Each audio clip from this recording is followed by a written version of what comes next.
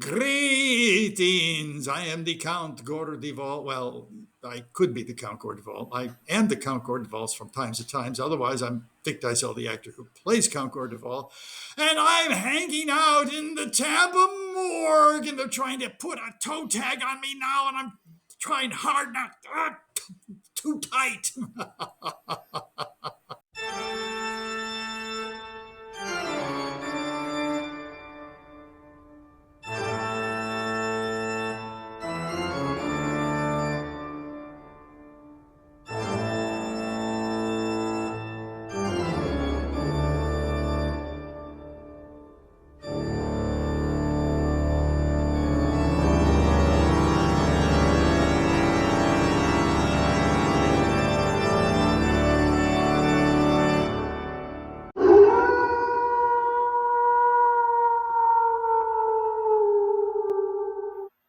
What's up, and welcome to the Tampa Morgue with me, Tony, and my co-host, Mr. Ed Webb. What's up, Ed?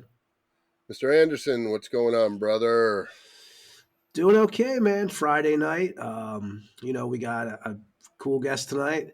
We have we're just waiting for Count Gore Duval to park his hearse and get settled, and then he'll be joining us on the show. Hope he has the key to the coffin. Yeah, the key to the coffin. It's really cool. I spent a few years in Washington area when my dad worked for the Redskins. We've talked about that before, and that was many moons ago. And I remember watching the Count back on the TV stations there, and thinking to myself, I thought it was a great job. It looked like he had. I mean, I thought as a kid, I was like, oh, I would love to be hanging out in that studio. I always thought the pin up in his coffin, that was just like Vampirilla. You didn't see that as like when you watch Paul Bearer or any of those guys, they were like legitimate horror kind of guys, and this guy had the Bela Lugosi poster above too on the wall and stuff. He was definitely somebody I remember from my childhood. So it's going to be an epic interview, I think, for sure. Oh yeah, we had some. You think about it, we had like some really cool horror hosts, especially growing up, because there's new ones now, but like you mentioned, we had Dr. Paul Bear, Dick Bennick, Creature Feature, WTOG. I mean, he began his character like 65 in the Carolina TV station, and then obviously he moved to Florida, Channel 44 in 73. But he did a lot of, he was involved with a lot of the activities in the town too. You remember the parade and stuff like that? He would drive the 1961 Cadillac Corpse de Ville hearse and stuff, and just he's definitely missed. Svengoolie, of course, whether it's Jerry G. Bishop or Rick Cos. Like I still, when I'm in Florida, I still watch Svengoolie. And of course, the original was Vampira back in the day, and she passed away in like 2008. And we have Elvira. There's just a bunch of them. A lot of them. Yeah, a lot of them. But with Count Gore Duval, he was part of my childhood and part of a lot of people's childhoods. But I think it was more of a northern thing too, because those stations like West Virginia you were in, and Jersey when I lived, it was one Maryland. of those things where Maryland, that those northern channels kind of were able to tap into that signal. There was a guy out of Detroit. I don't know if you remember him. What was it? Count Scary, his name was. He was another one. It was just, I mean, as you know, that was a thing back then, and it still is. And the cool thing with Dick Dysel, who's actually that's the name of the Count. He's the first. We've talked about this the last couple episodes. Even he is the first horror movie internet host. So I'm definitely looking forward to the Clown. Yeah, but it was Bozo the Clown, Captain 20. Just so much stuff to cover with him. It's kind of hard to figure out what we're going to ask him because his career is so big. You got to kind of, pick certain things because it can easily be a 6-hour show, and it's kind of like some of the bands we've talked about getting people on, and they've got like 38 EPs and 79 records. Yeah, it's like how do you pick and choose? How do you tackle that? And I mean, with the Count, it's the same thing. I mean, the guy has such a career. I mean, it's just it could be a really long show. So I'm figuring it's probably going to be a long show already. So we'll see how it goes. But I'm definitely looking for him to join us. We have Tuesday, which will be our next show. We basically did like 3 shows in the last, I think, 8 days. So the next show is Tuesday, and it's Paul Speckham from Master, Abomination. So we're definitely looking forward to have him on also. Tonight, we are joined by an individual who was inducted into the 2011 Horror Host Hall of Fame, is a true legend. We all grew up listening to him and watching him. Count Gore Duvall, how are you doing, man? I'm doing fine. Actually, again, the Count, due to circumstances beyond the studio's control, it's too hot in here to get into full makeup and costume because it is a really heavy costume. So this is Dick Dysel, who plays the Count Gore Duvall, the guy who actually owns the rights to the character. So yeah, I'm even more important than the Count. That is true. That is true. And you're actually you're in Florida, right? So you're actually over in the Sunshine State right now. Yes. We moved down here about 8 years ago because guess what? I don't like cold. I never have liked cold. And because I've been on the internet now for 25 years, I can be anywhere I want. I don't have to be in a studio in Washington, D.C. where I started. And that gives me a lot of flexibility. As a matter of fact, I have uploaded my web program. I call it a web program. It's at countgore.com. It goes up every Saturday night. So in the past 25 years, I have uploaded the web program from 6 different continents. So I travel a lot. And you've done over like 1,300 episodes. I think it's like 1,320 episodes or some crazy number, right? Well, actually, it's probably a little bit more than that now. I register on I look at the number of files on my server, but I keep pulling some of those off. I think right now there's 1,600 files on the server. Not all of them are full programs. Some of them are promotional pieces for personal appearances, or at the beginning of every show, when you go to countgore.com, the first thing you'll see is a video, and it just basically previews what's going on that you can see for the rest of the show. So that's how that works. Awesome. So, and you were interested in TV and radio like at the age of 5, right? I know your dad your uncle was a TV repairman, right? And that fascinated you. You also lived in a small apartment where you actually had the TV in your bedroom, like a 9-inch TV. Yes. In my bedroom was a dining room, which is why the TV was in there. Because it was a Murphy bed. It came down off the wall. So. Wow.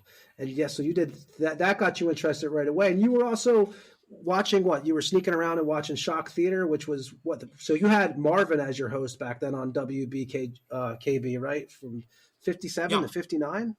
57. We had moved from the apartment to an actual house. My parents finally bought a house. Oops, my microphone just collapsed. There we go. On the far south side of Chicago. And we had one of those old Admiral televisions with the old mechanical tuners. You go ka-thunk, ka-thunk, ka-thunk, ka-thunk. Now, you only had like 5 stations, but, at 10 o'clock, my parents said, "You will be in bed. Thank you very much." And at 10:05, I got out of bed and took a pillow down with me and put the pillow over the tuner dial and went ka-thunk, ka-thunk. Found channel 7, turned it on, kept the speaker real low. Eventually, when I got good enough to solder, I soldered in a microphone or a headphone connection onto it so I could cheat. But yeah, I got started with that. And that's really where I saw most of the Universal classics. They were not showing them in the theaters at that point. This is, again, the mid-50s. And they had sold the package of all the Universal Shock classics. package, right? The Shock package, yeah, they sold it. Universal Screen Gems sold it to stations all over the country, and BKB bought it. And they named it Shock Theater because of the Shock package. And they was suggested by Universal Screen Gems that they host it. And the only reason I could think of that is because the movies are so short. If you look at it, Dracula and Frankenstein, they're under 70 minutes long. And so if you host it, you could, instead of trying to squeeze it or cut it into a 60-minute, you could put it into a 90-minute and have lots of room for commercials to make lots and lots of money, which is what TV is all about. Now, were you even like, so back then? I know you. Of course, you didn't know you were going to become a horror host, but were you like, so Marvin? He had the big bottle clap glasses and the black Yes. turtleneck, and he was also a ventriloquist, actually, I believe. Yeah, he But were you? ventriloquist. He also did a little bit of stand up comedy, and he was married to this. Actually, turned out she was actually a very beautiful blonde woman who appeared on his show, but we never saw her face. All we saw was her very Deer, shapely right? He figure from called her behind. Deer. Dear, yes. And always, and if she ever saw the front side of her, she had a brown paper bag on her head. What a waste. Yes, exactly. And you were They could, also a fan of. they missed it. They missed it. They could have had jewel bags and had jewels on there to sold jewel because that jewel was the supermarket. They could have sold that, but Yes. that's before everything had to be commercialized. So, And you were also a fan of Dick Biondi, right? From oh, WLS, the yeah. radio rock host. Dick Biondi, the Wild Australian, got his start, I guess, in Buffalo and came to WLS in Chicago in 1960. That's when WLS. That's the days when FM was not, for all practical purposes, non-existent. The AM stations were there, and the more powerful the stations were, the more bigger the audience. WLS was what you call a clear channel station. They were the only one at 89 within the 50,000 watts they put out. And at night, they covered the country. This was because of the emergency broadcast system. They could, get the signal out there at night. And anyway, Biondi, WLS went from country to rock or pop at the time. I guess it was rock and roll, it was pop. And he was crazy. I mean, he was the Wild Australian. He did all sorts of things. He sang, did bad jokes, sang over the music, actually sang over commercials, which got him into trouble a lot. I And heard he I was love, fired like 23 times, he said. yeah. Matter of fact, I have his 1963 show that he did on the third anniversary of WLS, and it was the day after he got fired because he called out the CEO of ABC. He called him a cheapskate. Can't do and, that. and then started running two commercials simultaneously because he felt his show was over commercialized. And the next day he got fired. And then a little bit later in the week, they realized this was not a good idea. So they asked him back. And he went over to WCFL, which was another 50,000 watt station in Chicago, and went over there. And yeah, he bounced around a long time. He just passed away. But I can honestly say, when he passed, I was thinking about it. I loved rock and roll. I loved music. I can't play it. I can mix it. I can't play it. I have no musical inclination whatsoever. I took up the guitar, and everyone said, "Please put it down," and I did. And you were a DJ for like 29 years too. 25. Actually, 25. after I left, we can get to that. After I left WDCA in Washington, after they fired me, because they were closing the studio down, and they figured they could make more money not producing programs, so they shut down the studios. Two beautiful, the best studios in the city. They just shut them down. I started a mobile DJ company called Dick Diezel's Laser Sounds. I was the first all CD DJ company in the DC area. And I did that for 25 years in DC, in the Chicago area, because for a while we moved to Chicago, and then we moved back to warm up to the DC area. So for 20, and I did that. So basically like 10, 10, and 5. So I did about 1,000 wedding receptions, and I loved it. I loved the music. And then, but then, the internet was there, and I said, well, let's put Gore back. Let's put Gore on the internet. He's got, when we created the character, I created a letter from the station to me, giving me the rights to the character, the names, the trademarks, and all the Brilliant idea. property rights. We didn't have any merchandising, so there was no merchandise involved until I created merchandise. But I made sure that I owned the character outright. Yeah, I read that, and I thought that was so smart to do, especially at that when you first did that. It was, a lot of people wouldn't think of doing that, and really, I mean, it was definitely a clever idea.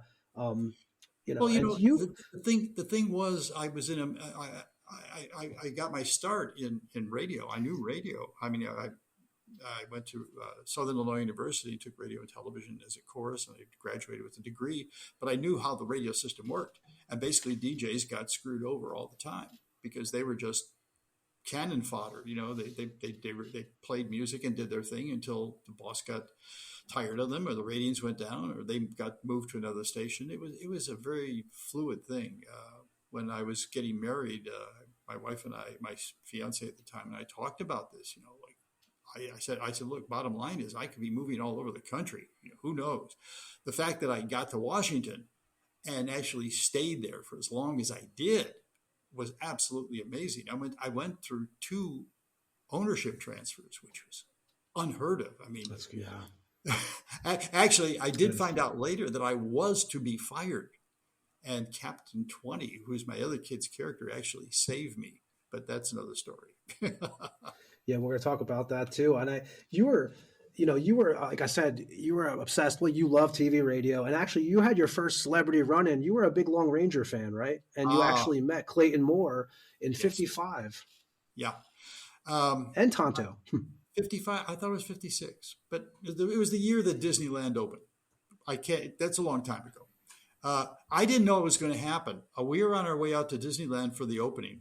My parents knew about it, and they got a carpool. We had 2 cars, my uncle and his family, and my family. We drove out to California, and we were passing through Utah, and we stopped one day. It was a hot Utah summer day, and we stopped at a hotel in this small town in downtown of this small town. And we never stopped at hotels. We always stayed at motels. My mother liked to have doors that opened directly outside in case of fire. She didn't want to be in a building that was burning. So, okay. So anyway, so we stopped in this hotel. My dad said, you go sit over there and watch that front desk. And I said, why? He said, you're going to meet someone that you want to meet. And I guess I was sitting there for about 5 or 6 minutes, and in comes this guy, and my dad comes up and says, that is Clayton Moore, the Lone Ranger. Why don't you go say hello? And I didn't recognize him because he didn't have his mask on. He didn't have any 6 guns. He wasn't wearing a suit jacket or a sport coat. Anyway, I went over there and I introduced myself.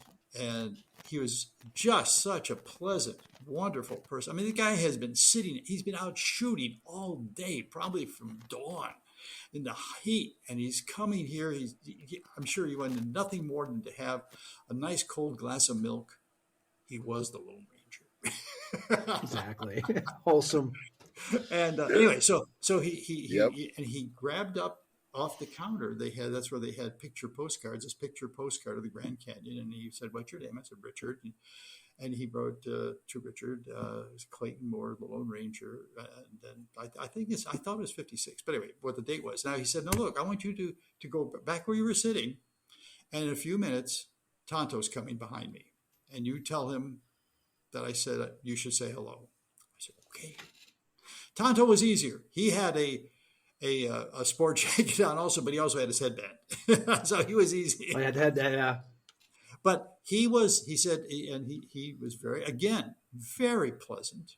And he said, "What's your name?" I said, "Richard." And he was the first person to address me as Dick. He wrote down to Dick. J. Silverheels, Tonto.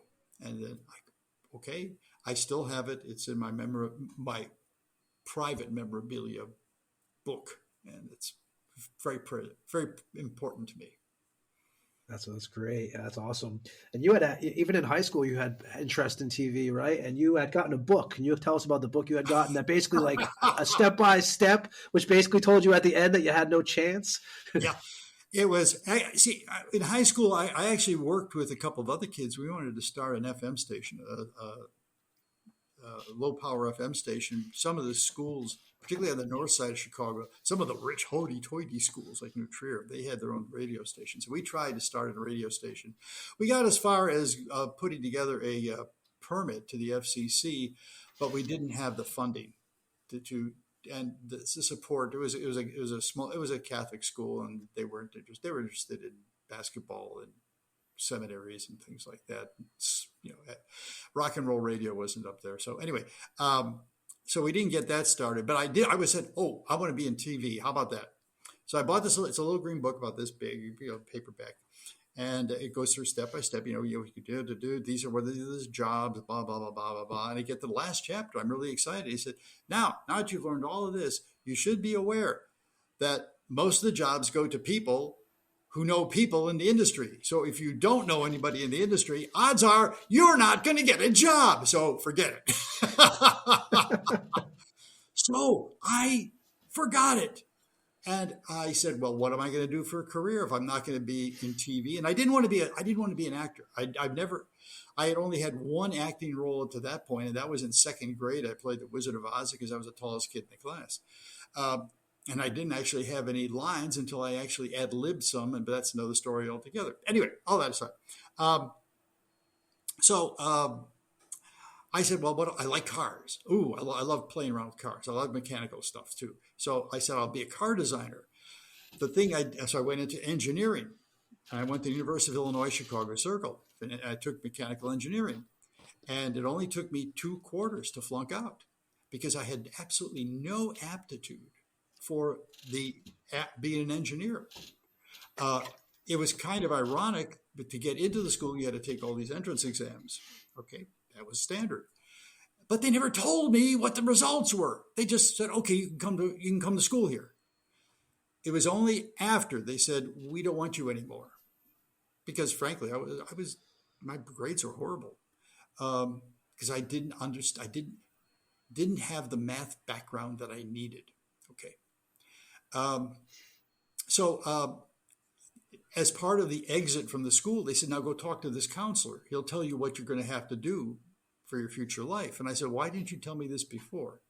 It would have helped. Exactly, yeah. So he looks at this thing and he says, what the hell were you doing in mechanical engineering? I said, it seemed like a good idea at the time. He said, you have no aptitude for it. I could have told you that you were going to flunk out. I said, I wish you had. It would have been much easier on me and my family. And he said, well, when you get back from Vietnam, because you are going to be drafted now that you're losing your deferment, we can talk about it. And I said, well, thank you very much. So I said, what should I be involved in? He said, well, all the things say verbal persuasion. I said, well, what is verbal persuasion? Car salesman. You can become a used car salesman or something. I said, I don't think so. I was very fortunate. I wanted to keep my deferment, and the only way I could do that would be to go back to school. And there was a Chicago Community College within walking distance of my house, and I signed up for 22 credit hours immediately and maintained my student deferment. While I was at Bogan Junior College, I signed up for a speech course, and found out that I could talk pretty good. I found out I could also ad lib pretty good. Saved me a couple times in oral exams. And Dr. Moldenauer, who is the professor, said, why don't you go into television? I said, well, I read this book. And he said, throw it out. So I did. He said, go down to Southern Illinois University. They've got this great program. They have these fantastic studios, great, all state-of-the-art equipment. You can go down there and learn all about television, and you can forget that little green book. And that put me on the right path and set me on the path for the rest of my career. But I will say this. I would wet my finger every time there was a decision. There you go. Whatever way the wind blew, that's the way I went. As long as there was money. And speaking of that led you to DeSoto, Missouri, right? Can you tell us that tale of... Well, you got to start someplace, and that's pretty much at the bottom. I don't even know what the rating was. Yes, it was. Was that your first job, or did you work? You did some stuff in college, right? Too, when you were. Yeah, I worked at WJPF in Heron, Illinois. It was basically I worked weekend shifts, so I never partied. I had great parties at my house that I never attended. My roommate would tell me, "Well, you missed a great time. Thank you very much," because I'd be on the late night shift. So anyway, yeah, that was fun. Again, it was a simple job. It was just introducing records. Nothing a lot of creativity involved. But it did give me some audition tape material that I got. I got a call from this guy in DeSoto, Missouri. He said, we're a suburban St. Louis radio station. And we need a daytime jock, 9 to 2. Okay. I said, okay, I'm up by 9. Okay. And he said, it's a daytimer, which means they at sundown, they shut down. So I said, what's the format? He said, oh, it's contemporary. Oh, good. Anyway, so I didn't care. I wanted a job. So I'm driving down, and there's no exit off of the interstate for this town at that time, except for this dirt road. Or it's not a dirt road. It actually was a two-lane asphalt road, but it actually wasn't there was no exit sign yet. So I get off there and I drive along, and I'm approaching, and there is this one-lane bridge, and the sign is there hanging down from the side, DeSoto, Missouri, population, and it's been crossed out with another number. Anyway, what have I got myself into? Cross the bridge, get into town, and on this side of the town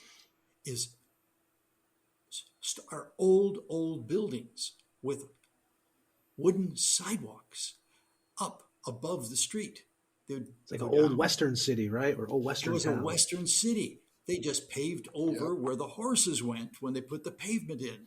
Some of the places still for tourists or whatever, still had the places where you could tie up your horse or tie up your car, one of the two.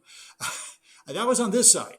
On this side was endless railroad tracks of rusting rail cars, because this was the depository, I think it was Union Pacific, where they put cars to bed. There they go. And they did some repair there or whatever. Over there, right by the start of it, was the hotel. It was a white clapboard building with a porch out in front and a couple of old guys in rocking chairs, whittling. Like a horror movie. Well, I wasn't into horror at that point. I was thinking, wow, man, this is a Western, I need to get my chaps on, I get a hat, So I was there for 6 weeks, and I threw myself into that. I was very much into production. I always had been in production. When I was probably 6 or 7 years old, our family had a reel-to-reel tape recorder, and I used to make little radio plays, because that's when radio still had drama on it. I used to listen to Lone Ranger on radio and watch him on TV both. So we did that. I got into production. So when sundown came, I had a key to the station. I'd just go up there and I'd play around for hours and hours doing commercials and promos and mixing and. Well, that's right, because you guys had that Pepper Tanner music program, right, where you can make openings and closings. Yes, it was. We had a Pepper Tanner music package. We also had a decent sound effects library. And the boss loved it that I was willing to do these commercials for him. I knocked them out, and they were good. And I learned a lot. But come early October, sun's setting earlier, and I was called into the office, and he says, "Dick, I'm letting you go." I said, "Why? What'd I do wrong?" He said, "Oh, nothing. You're doing great. You're one of the best guys we ever had. But we're going into short hours. We don't need it. We need to eliminate one jock. And it's either you or George. And George is never going to leave here. You are going to get out of here as soon as you can because you're too good." So he said, "I'll give you a great recommendation," which he did. And I talked to a friend of mine in Paducah who was working at WPAD. And he said, "The rocker in town is looking for a jock. Send him a tape." And I did. Oh, by the way, that contemporary station in DeSoto turned out to be country. How about that hotel they first put you into? The first night you got there, it was covered in. You've done your research. First night I got there, I had all my possessions and my white-winged Warrior. That was my 1964 Dodge Polara, 4-door hardtop. It was just loaded with stuff. Parked it there. I brought in all this stuff. It was a big, tall ceiling room, blah, blah, blah. And I laid down. Okay, it's fine. Not bad. Turned the lights off. Got up in the middle of the night, had to go to the bathroom, turned the light on, and the walls were covered with cockroaches. And as soon as I turned the light on, they scattered. Oh, my God. And I said, don't want to spend any more time here. So the next morning, I went to the owner of the station. I said, I need a place to stay. And he said, well, Ms. Gibbons has a rooming house, and maybe she has a place. And I go, let me go talk to her. And Mrs. Gibbons had a rooming house, and she had a nice attic room, and that was fine. She also had a very nice looking granddaughter who dated me for a while. So it was okay. No, that helps. There you go. Even better. That was a big high school football town too. That was one of those places. I remember when I was over in West Virginia, like those towns that was the main thing, was pretty much the high school football teams. Yep. Yeah, that was unfortunately my one and only ill-fated attempt to do play-by-play. I'm not a sports guy. I played baseball a little bit and a little league. I love the baseball. I love baseball. I love watching it. I understood the game, but I never was a football fan. When everyone watched the Thanksgiving football games, I'd go out and do something. I'd go bowling or something. So, Dick, I wanted to ask you before you get to the rock station in Paducah. I wanted to ask you, what kind of rock music did you like? What were the bands like? I know you mentioned you were a big rock fan, and what was some of the stuff you were listening to that you really dug? This was pop. So you're talking about Three Dog Night, Crosby, Stills, Nash and Young. From female solo performers, Melanie was big. She just came back from Woodstock. Don't forget, most of the stars that I was in Paducah these are people that were at Woodstock, and they're moving over. So we had Jimi Hendrix, the Dead, Grateful Dead.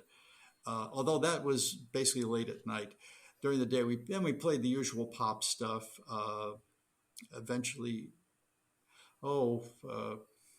gosh, a lot of these are one-hit wonders. Rivers. I'm blanking already. CCR? Johnny Rivers. That was Johnny CCNR. CCNR was huge. I was a huge fan of CCNR. Yeah, so that's the kind of stuff I played. We played the lighter stuff. We played the lighter stuff in the day, and at night we had Gary Radio, and he would play the heavy stuff.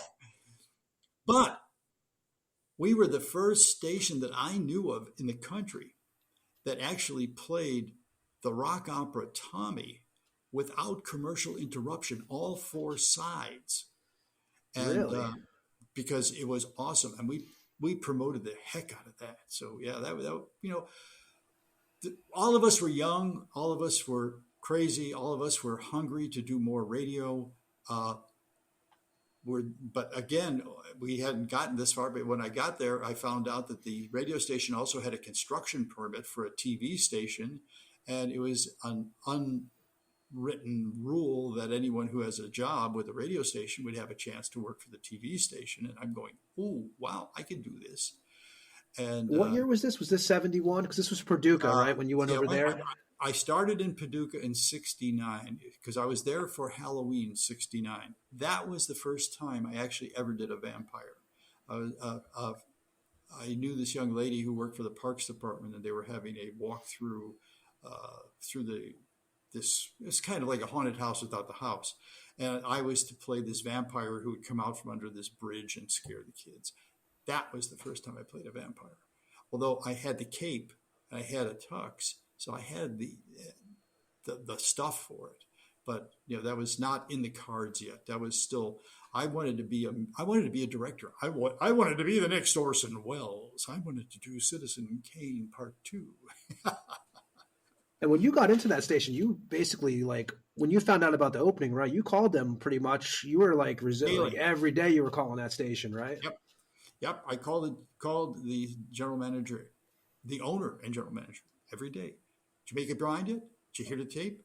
Hey, I can send you another one. I can, you want something that's not country? I can do rock. What do you want? What do you want? Yeah. And finally he said, okay, enough. You've got the job. Okay. I said, I'm here. I'm on my way. Yeah, that was the big nut right there. I mean, because it was a 50,000 watt station. It was directional.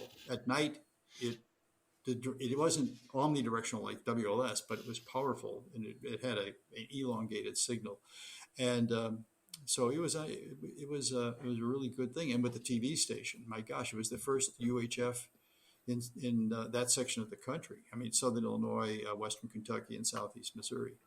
So yeah, it was awesome. But it was there that I went and got a drink of water one day while I was doing my radio show, and the owner came up to me and he said, "Dick, I want you to meet with a guy from Bozo." I said, "What?" He said, "You want to be Bozo the Clown?" I go, "Nope." He said, "You like kids?" "Nope." I said, I like being a rock jock. I mean, I've got, all these female friends around. This is kind of cool. Anyway, he said, "Well, we know who's going to be Bozo, but we need to show that there's other people interested. So go meet with the guy." So I met with the guy from Larry Harmon Picture Corporation. He said, "You want to be Bozo?" I go, "Not particularly." The general manager offered that position to me, but I don't think I'm really interested. He said, "You're willing to cut your hair?" And I go, "Nope." He said, "You're willing to shave your mustache?" I had this great handlebar mustache. You had like long hair and a handlebar, right? Yeah. He said, "You're willing to do that?" I said, "Nope." Next thing I know is general manager comes in and says, "Well, you're going to Dallas, Texas for training." And I go, "Nope." He goes, "Yeah, no, don't worry. This is just a free trip for you. We know you're going with Dwayne. Dwayne's going to be Bozo, but we need to have, again, show multiple interest." So I said, "Well, it's a free trip." So in Dallas, they had like a Bozo training camp, right? Like it was like a Bozo school. Well, what it was that the Bozo at the station in Dallas was the official trainer, and basically he worked out of the station, and did this for Larry Harmon Picture Corporation. So during the day, we'd go to the station, we'd learn how he produced the show, we'd get the Bozo manual, go through it. At night, we would go out to some bars and whatever, and have a good time, because we weren't in costume. So I learned how to put makeup on. I learned this was important. Because this taught me how to produce a local live television show, because I knew I was going to do live television when we got back to Paducah. And I learned how to put white pancake on and how to put stuff over it. So this was very important in my career and my education. So yeah. So Bozo, we did Bozo. Then, before the station went on the air, we were sitting around it was in the conference room, eating pizza, drinking beer about 2 a.m. With Lewis, who is the young general manager. They had like a 24-year-old general manager of the TV station. The owner stayed with the radio side. And Lewis was a band promoter and a concert promoter. So he was really And that was Lewis Warford? Yeah. Who I do believe is actually in Jacksonville. I don't know if he's still there, but I believe the last place I heard he was at was in Jacksonville. Oh, wow. I'd love to see him again. He had the hottest car in town. He had, remember the Super Bird Dodges with the pointed front, the big wing in back? Yep. He had one of those with a 440 6-pack. Ooh, is that a fast car? He even lent it to me to impress this girl I was taking out on a date. And I was having trouble not burning rubber off the line, because that thing was just, it was a monster. Anyway, all that aside. So we're watching Movie Opens. I'm there with Ernie Mitchell, who is another one of the jocks. And he says, "Guys, we're showing these packages, the 8 o'clock movie, news at 10, from different companies. And we're watching them. And, we're several hours into this and way too many beers. And up comes this thing, says Night of Terror with M.T. Graves. And I just blurted out, beer in hand, "That's what we need. A horror movie with the host." And Lewis stopped the projector, turned around and said, "You're hired." I said, "What are you talking about?" He said, "It's a good idea. You came up with the idea. You're going to be the host." And I said, "I don't want to be a horror host. I want to direct." He goes, "You're going to do Bozo and you're going to do the Count. You're going to be a Count because you have a cape." He knew I had a cape because I had the only cape in town. Your ex-girlfriend made you that cape, right? And you already had the tux from prom, so you were set. I was all set. And I had the makeup from Bozo.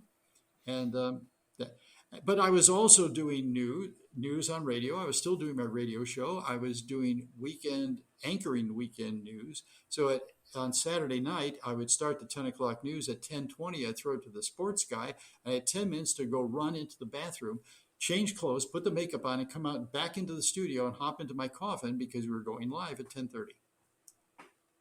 Wow. And Yeah. when you first started, you started out as MT Graves, right? MT Graves was the name we used because I didn't know that there was an actually MT Graves. The MT Graves was on the film. So that was the actual open they were using. The MT Graves was using in Miami. They bought the And package. MT Graves was a horror host from Miami off Yes. of WCK-TV on Channel 7. He was around for this late 50s, early 60s, actually. He was one of the original Shock Package jocks or hosts. Yeah. Yeah, God. So it all fell together. What got you to Washington? So you were there, right? And then what was the transfer to get you to Washington? Burnout.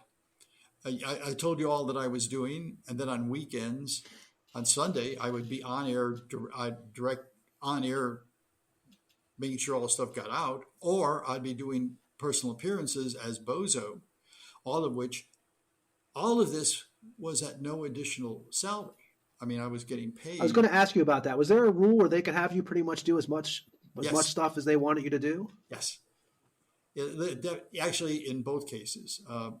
They gave me a small raise when I did Bozo, but I was putting in 100-hour work weeks, and I was doing 5-hour Bozo shows every day. Was really starting to take a toll. We didn't have the tape stock or the tape machines to record them, so we had to do them live. But it was fun. I enjoyed Bozo tremendously. It was always a fun show. As I got to. It was very successful for you, wasn't it? Your Bozo time was. Doug Litton, who was my trainer out of Dallas, was very happy with it, and he was very pleased. But come April of 72, I went to the general manager. I said, I got to quit. I can't do this. I'm literally getting an ulcer and I'm getting ill. I had just gotten married, and I said, I just got to take a break. He said, well, take a week off. I said, no, I need more than a week off. So I said, thank you very much. I said, I'll work with Dwayne. He can now become the Bozo that he was supposed to be, and everything will be fine. So we parted amicably, and I quit. But I immediately called my Doug Litton, the trainer in Dallas. I said, Doug, guess what? I quit. He goes, no, you couldn't.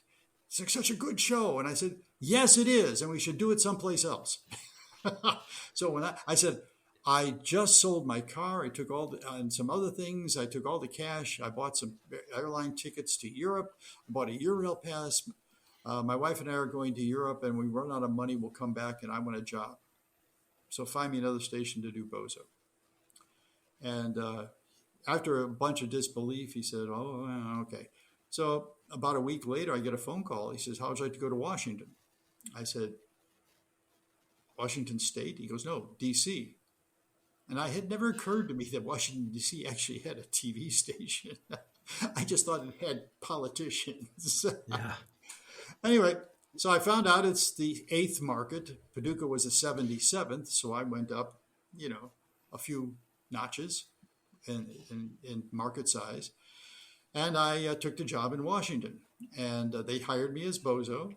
That's all they told me, that you'll be Bozo. They had a Bozo Were you show. originally hired as a staff announcer there? Or I was under a union contract as a staff announcer, but I was hired. I mean, that's what the contract said.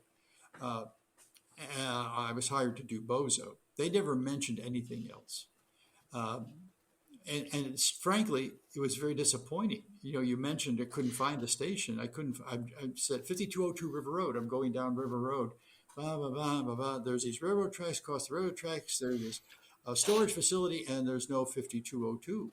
There's this junior hot shop restaurant, and there's this service road. So I finally, after going up and down a couple of times, I went down the service road, and there is this ugly warehouse type cinder block building. And sure enough, that was Channel 20. And I walked in. You have to understand, I just came back. It may have been a small market, but WDXR in Paducah was a brand new facility. It was all RCA, all state of the art radio and television. It was beautiful. Everything was beautiful, immaculate. I walk in, the carpet is held together with duct tape. You got wallpaper coming off the thing, Wow. and oh my gosh, the receptionist is sitting at a switchboard that actually still had pull out things, like she'd put the things on, plug in, hello, WDCA. Okay, here we go. And I turned to my wife and said, what have I gotten myself into? But it turned out okay. And they also, so is that when did they approach you about doing Captain 20? And you, at first, you were not very excited about that. I was absolutely not excited about it. No, they hired me to do Bozo, and I got there June 10th, 1972, and we had basically through the summer to put together a show. They wanted to have it ready for the fall ratings. So we just scrapped the previous Bozo show, everything about it. I'm just started as if it were the first time out, and we got the show up and running probably by August. It was running pretty successfully. We had enough bookings. Now, we didn't do it live. We taped it all. We taped it on Saturday, so it was one hellacious Saturday. So we got it there. We did 3 shows in the morning, took a break for lunch, and did 2 shows in the afternoon. We had one group of kids for 3 shows, another group of kids for 2 shows. And because it was a half-hour show, and because we didn't have any side characters, because it was a union market, we only had myself and Herb Davis, who was the other staff performer, and he sure as heck wasn't going to do Bozo. So we turned it into a kids' game show with some educational elements too, and it became very successful. So there you go. Then fall comes. I said, oh, by the way, we had this other character called Captain 20. I learned a little bit about it. I go, I don't want to have anything to do with it. Captain 20 was not a program. Captain 20 was a promotional character. Captain 20 would drop in at the end of program and say, hey, that was Bugs Bunny, kids. Now we're going to have, Speed Racer coming up next. And don't forget this show and that show and that show all coming up. It was just a drop in. It's like a used car salesman. There you go, a used car salesman. I got just what the counselor wanted, a used car. There you go. Except I was selling used TV came shows. I was not happy. It was a space suit. They had a space suit. It wouldn't fit me because the previous Captain 20, there were 2 previous Captain 20s. They were both short, like 5'6", 5'5", 5'6". At the time I was 6'2". Ain't gonna fit. So I said, well, I'll tell you what. If we're gonna do this, let's. And the space program was winding down. This is now 73 coming up on 72, 73. They've been to the moon. All the hoopla is over. Okay, fine. Okay. I said, well, let's make him an alien. And so I said, let's make him from an unknown planet. We got a purple wig, pointed elf ears. The promotion assistant sewed a costume for me that was kind of alien looking. And yes, Captain 20 soon became the spaceman, and that's. And you modeled that voice off of Maxwell Smart. Yes, is that correct? Maxwell Smart, Secret Agent 86 was the first voice I ever ripped off. And we did that. Then we ran contests, and eventually, I talked them into. 5 years later, I could see the handwriting on the wall that parents were starting to get upset about violent programming. So we ran a lot of it. So I said, Bozo can't do much more educationally. So why don't we, you give me in budget the money you're paying Larry Harmon, and let me build you a real show with Captain 20 and give him his first show. And we can then make it meet the needs that the critics want. So they said yes, except they never gave me the money. Of course not. But that's typical. As the general manager say, Dick, you don't need money to be creative. I said, but Milt, when I need dry ice for count, I have to go to petty cash and get $2 so I can go to the convenience store next door and buy $2 worth of dry ice. Don't you think Exactly. that's not the way to run a TV show? Well, and you mentioned Captain 20. You were doing like your guys were giving away what tickets to the circus, Everything. TVs, everything. And you guys even gave away a Christmas trip to Disney, which you got to go on. Yes. How was that? Was that pretty cool? I mean, that had to be. I'll tell you what, that was awesome because that was the first time I got a celebrity status. I don't know how our promotion manager talked Disney into this because it was a promotion just for a local station and Disney World. But they sent me down on the auto train down there, myself and my promotion manager and his assistant, and they put us up at one of the Disney hotels, and we were down there shooting 16 millimeter film. They had a film crew out there for 3 days, and we were shooting promotions for this contest. And uh,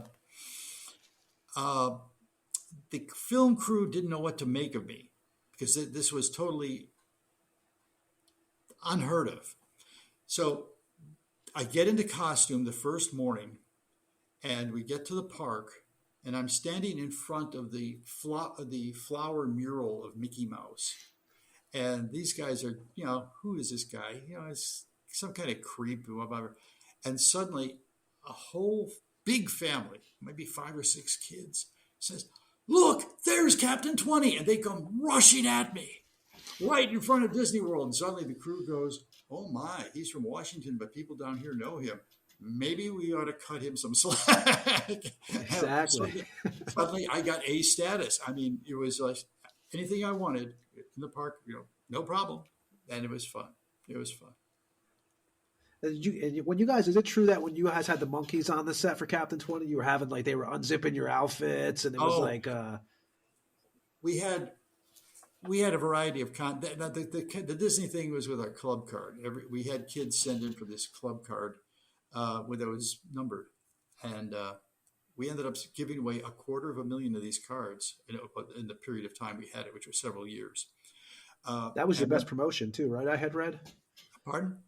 That was pretty much your best promotion. That was the one Oh, that was Milt Grant that created that, and that was there was no question. That was the best thing. I mean, because there was no races, no contact. You just go, "Hey, Captain 20 here. I go into the big barrel and pull out a number. If this is your number, you have 3 days to get it to us, and you win the prize." Okay, that's it.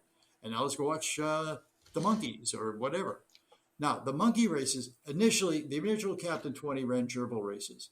Very big in the bars, I understand that adults at lunchtime or whenever they were there would actually place bets on them. We didn't have gerbil races.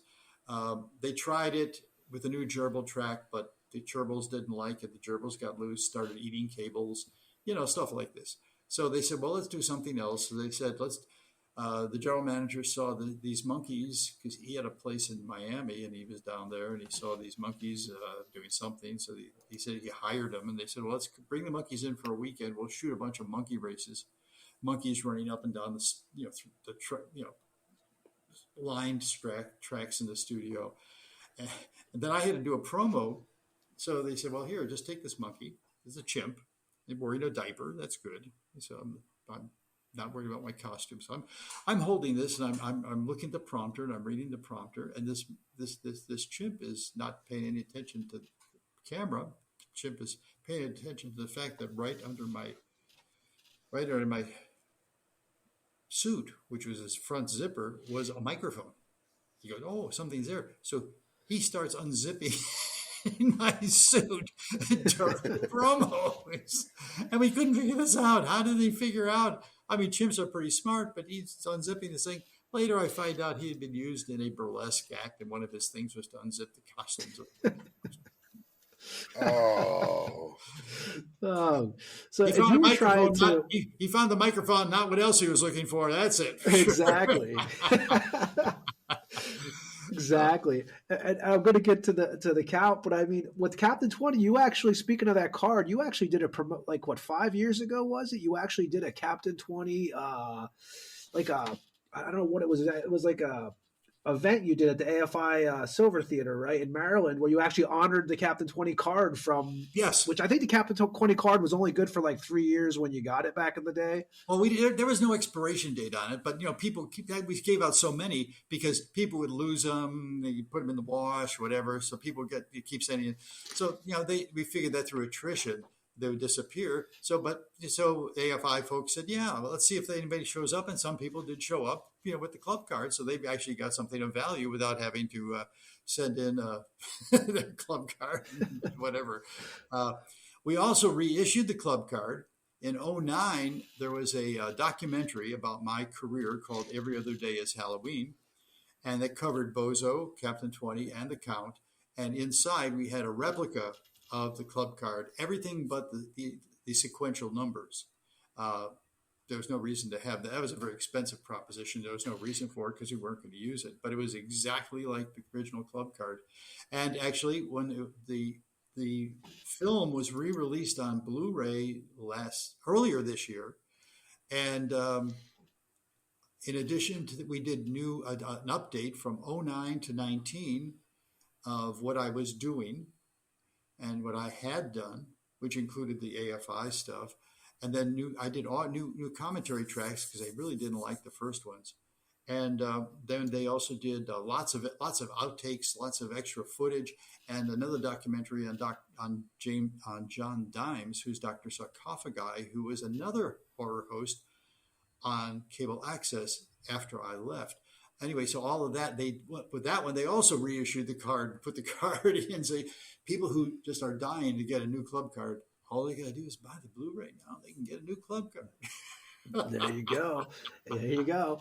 And you were trying, during your time when you were doing all this, you were still trying to get the Count back on, right? And they were a little afraid because they had the Great Zucchini on in '67 on the Supernatural Theater, which I think that didn't do very well. Oh, wait a second. Well, let's and stop Sir right Ghastly there. was on Channel 9. Stop right there. I didn't know that was ever on Channel 20 until 4 years ago. No one. Oh, the Great Zucchini? No one at the station, no one on the production crew, the engineering staff, no one ever mentioned that there was another horror host on the station. Really? Surprise! And do you know how I found out about it? The folks at the Horror Host Hall of Fame said, we're going to induct the Great Zucchini, and we want you to do it. I said, well, who's it? He said, well, he was your predecessor. I said, no, I was the first one. They go, oh, no, there was a guy in the 60s. And I go, no, I never heard of him. And that's when I finally... His real name was Bill Miller, was his real name. Yeah. I was told that Yes. the reason they were reluctant was the fact that Sir Graves Ghastly was on 9. And he was the horror host out of Detroit. And he was... they were running the show that he ran in Detroit, and occasionally he would come down and shoot it in D.C. And it didn't do wonderful. So because it had been on one of the V's, they were not excited about doing this. But to show you how stupid I am, I'm under a staff announcer contract, so I get hired to do Bozo, and then they throw Captain 20 at me. That doesn't make me any more money. So I said, well, if I'm not going to make any more money, let me do another character. I'm still not going to make any more money. But at least I said, look, I love it. I do nothing but kids stuff. Let me talk dirty to adults at night. Let me do this vampire thing. And maybe that was a wrong word to say talk dirty to adults at night. But anyway, that's the way I kind of felt about it. So, well, one thing about you, Dick, is you learned very early. I'd heard you mention this too. You had learned from the guy from the Bozo, Bozo school, Doug, I believe his name was, maybe, who trained you that to always keep your character in mind, whether you were outside of the studio, right, or outside of the character, and you always did that. Well, yeah, and that was true. That's one of the reasons why I wanted to make Captain 20 a character, so that Dick Dysel would not be the face. I mean, there was enough difference that, at least psychologically, I always kept my personal life and my career different. So I had 3 different characters initially. We can talk about Kids Break, where I did 11 voices on it, but that's where I got an Emmy for that too. Yeah. But anyway, but what I did was, since I produced the Bozo show, so for Halloween 72, I had MT Graves on the Bozo Show. Bingo. Oh. They said, they can't stop me. It's not his own show. We have a vampire visiting, and Bozo is learning the true meaning of Halloween from a vampire. So this was kind of cool. We had. So did you actually have Charlie Baxter on there? Like the actual guy who played MT Graves was actually on your show? No. We had. Okay, your character is MT Graves. We just did a split screen, and Ah. it worked out okay. And so now I had kind of a demo. I said, "You see what we can do." And it was very creative. We had the art department make up some foam puppets, and they did the monster mash with the puppets, and it was very, very clever. And so finally, in January, I really pushed real hard, and my program director said, "Okay, look, go talk to the general manager. I think we're going to do it, but we need to get the name straight." I said, "What's wrong?" He said, "Well, MT Graves, that's used in Miami." Well, it turns out I didn't realize that the general manager had a place in Miami and was familiar with MT Graves and didn't want to have the same name. Okay, fine. I don't care what the name is. Just give me a show where I can come out of a coffin, please. So we go into the office and we're doing this back and forth. And he was kind of a slow talker. He was doing these. He were waiting, and he would say, "Yes." So anyway, he said, "Look, I said, I don't care what the name is. What name do you like?" He said, "Well, I want a name with some gore in it." "How about Count Gore?" He goes, "I like it." I said, "Okay, but," he said, "but I want something more than Count Gore." And I said, I was just so frustrated. I just turned around and I saw the wall and I said, "How about something off the wall? How about Count Gore off the wall? How about Count Gore Duvall?" I blurted out. Now, where did that come from? Okay. This is where people made up stories. And frankly, I had to think real hard about it. I knew the name Gore Vidal, the writer, but I never read any of his work. I knew he was in Washington and was part of the celebrity cocktail circuit. I knew he and William F. Buckley didn't get well along together. So anyway, so was it that? Probably not. But on the way to work every day, I drove past the Duvall funeral home. So every day for 7 months, 2 times a day, I would see. So something off the wall, Duvall, and that's where that came from. And he said, "I like it." And we did it. And immediately I went down, typed up the letter and said, "Here, sign it." And Gore Vidal, I guess he was not happy, was he though? about the name. Yeah, I never talked to the man. And I understand because I was eventually the lone celebrity on the station. I ended up being pressed into going to these cocktail parties and receptions and representing the station at public events, even as myself, although no one knew me because I was always in character. So I had heard that he wasn't excited about it, that he wasn't going to take any legal action. He couldn't. But here's a funny thing. In 2022, I got an email from the estate of Gore Vidal. And one of his relatives who runs the estate, for whatever reason, out of the blue said, we're not offended by the fact that you use the name Gore Duvall. Well, thank you. This is like 40 years, almost 50 years. And said, so just rest assured that the family is comfortable with it. I said, thank you. Signed it. Yeah. Nice to know. So, yeah, I don't know. Who cares? I mean, so what was it like in the 80s and like 70s and 80s? You were at that time. What was it like in DC? Because I've been in DC when I was younger. It was pretty. I was very young when I was there, but at that age, what was it like for you? Was it an exciting place to be? Or I know you were basically in Maryland, though, or outside of there, pretty much. But Well, yeah, but you're in the DC metro area. That's enough. No, it was wild and crazy. I mean, look, everything they said about the 70s in particular, sex, drugs, and rock and roll was true in Washington. I mean, you had um, it had a very active music scene.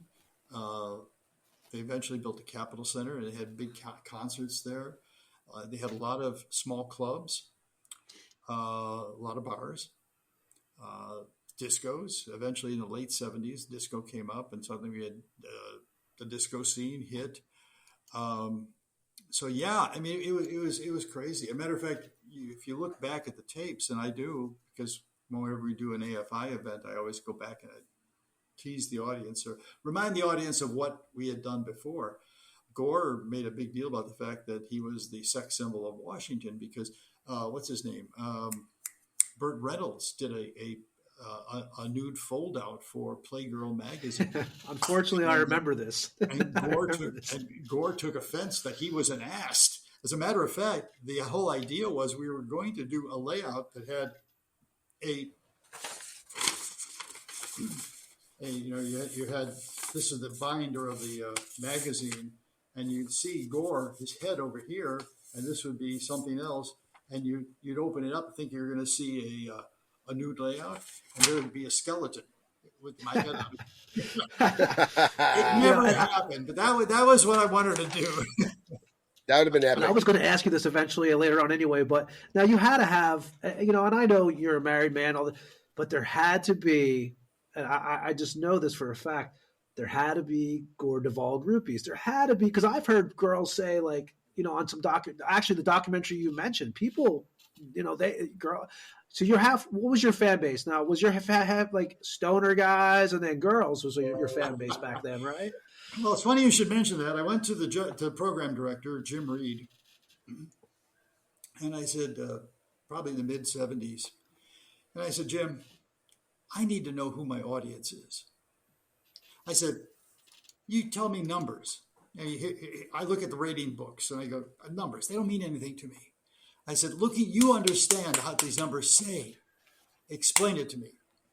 So he sat there and picked up the Arbitron or Nielsen book, leaned back in his chair, kicked his cowboy boots up on his desk, took a drag on his cigarette and said, Dick, your audience is half female and half stoned. And I said, well, I can deal with that. Now I know That's who great, I'm going. though. I know he's out there. That's a loyal fan base. Yeah. No, we Yeah. had a very loyal fan base. We had a lot of female fans. Did I have groupies? I wouldn't say groupies. Actually, in all my years, I only actually had one groupie. It was a young kid who was a Captain 20 groupie. He was probably a young teenage boy. I would probably think he had some developmental problems. His parents used to drop him off at the station in the morning and pick him up in the afternoon, and he would just hang around the station. And he was a big. He had built sets Wow. in his house of Captain 20 and Prize Movie and what it was scary because I could see a Norman Bates in the future, so.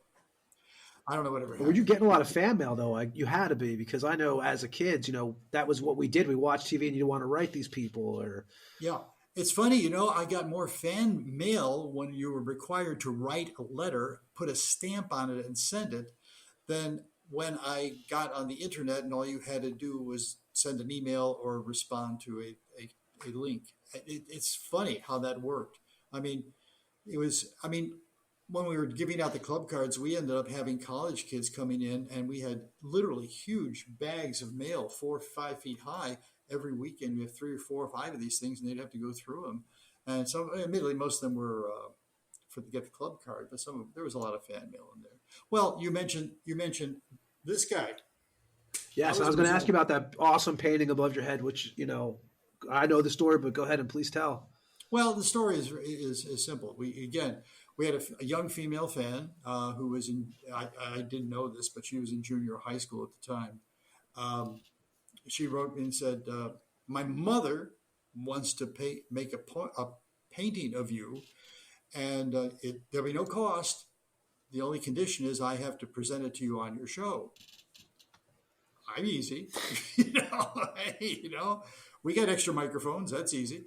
So I said, sure. So I let it sit around for a while. And finally, I was going through my drawer. I found this little snapshot of the Count, kind of blurry. And I sent it. I said, okay, they wanted a photo as a model.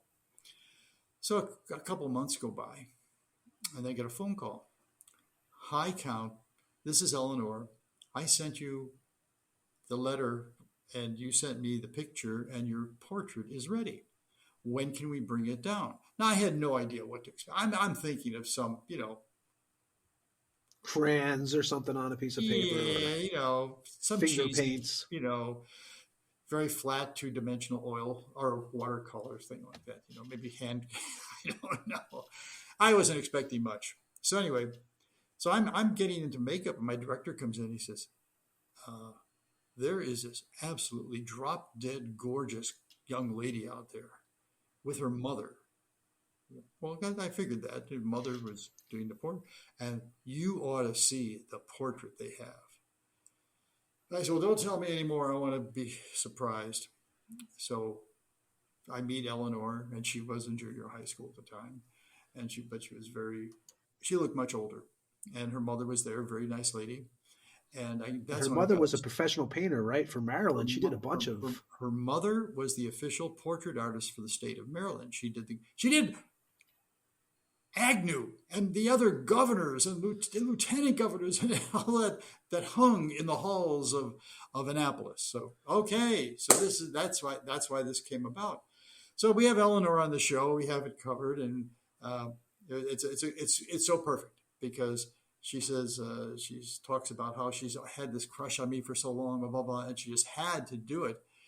And I asked her, why did you do it? Well, I had to do it. Besides, I'd do anything to get on this show. That's I go, okay. Well, Eleanor, now, Dick, did you see this painting? Because I've seen the episode. Did you see this painting before? When I watched the show, I'm wondering, when I watched the highlights still from that scene, had you already seen it before you unveiled it? I had seen it when we brought it into the studio. Okay. I had to ask that because I wondered that. It's such an amazing painting. I was blown away, and I talked to her mother, and as a matter of fact, maybe her sister was there too. I don't remember that. Who's a photographer, I think. Yeah, it was just awesome. I mean, this is the most valuable thing I've ever received. So yeah, but I won't say she was a groupie. She was a fan. And then a couple of years later, she's in the movie Alien Factor. And which you appeared in also. I have a role in it as the mayor. And we got to work as actors together. And then when they did the sequel, Night Beast, she became my assistant. Now she's a full adult now, and definitely. She's a fantasy author also, isn't she? Well, eventually she had a bunch of things in her career, but she became an interesting historical fantasy author. She speaks 5 or 6 different languages and can translate things. She's gone into the Vatican Library to look at things. She's very fascinated by royalty, European royalty, and she looks at the quirks, like why people got killed, why they lost their heads, which kings had mistresses, whatever happened to them, which popes had mistresses, whatever happened to them. And she's done a whole series of books like this that are they're really, she's a good writer, and they're light, they're fun. It's a good read, and you find out a lot about what really was going on in these courts. So yeah, Eleanor and I are still very good friends. That's awesome. Yeah. And for people who don't realize, because you actually going as interest wise, you're actually more of a sci-fi guy than a horror movie guy. And actually, to you, the scariest movie you ever saw, you said, was Alien, correct? From like 79? Yep. Yeah. So that's I always, because the packages and we got the TV stations were scary movies. They were both sci-fi and they were fantasy and horror. And we showed them all on Channel 20. And I didn't differentiate. I was at a convention though, and it was a sci-fi convention. It wasn't a Trek convention, but it was. I did one Trek convention. I met Worf and what's her name, Counselor Troy, Marina Sirtis. Anyway, I met both of them, Michael Doran. But I was at the sci-fi convention, and as a matter of fact, this had to be 87, right before, or late 86. I had just started the DJ company, and they wanted me to DJ their party. And I was there to DJ the party. But anyway, there's a bunch of fans that took offense that I was a vampire at a science fiction convention. And they gave me grief. They told me point blank I had no business and I should get the hell out of their convention. Really? I never went back. I said, this is stupid. I mean, you don't pigeonhole. I mean, is Frankenstein, look it up.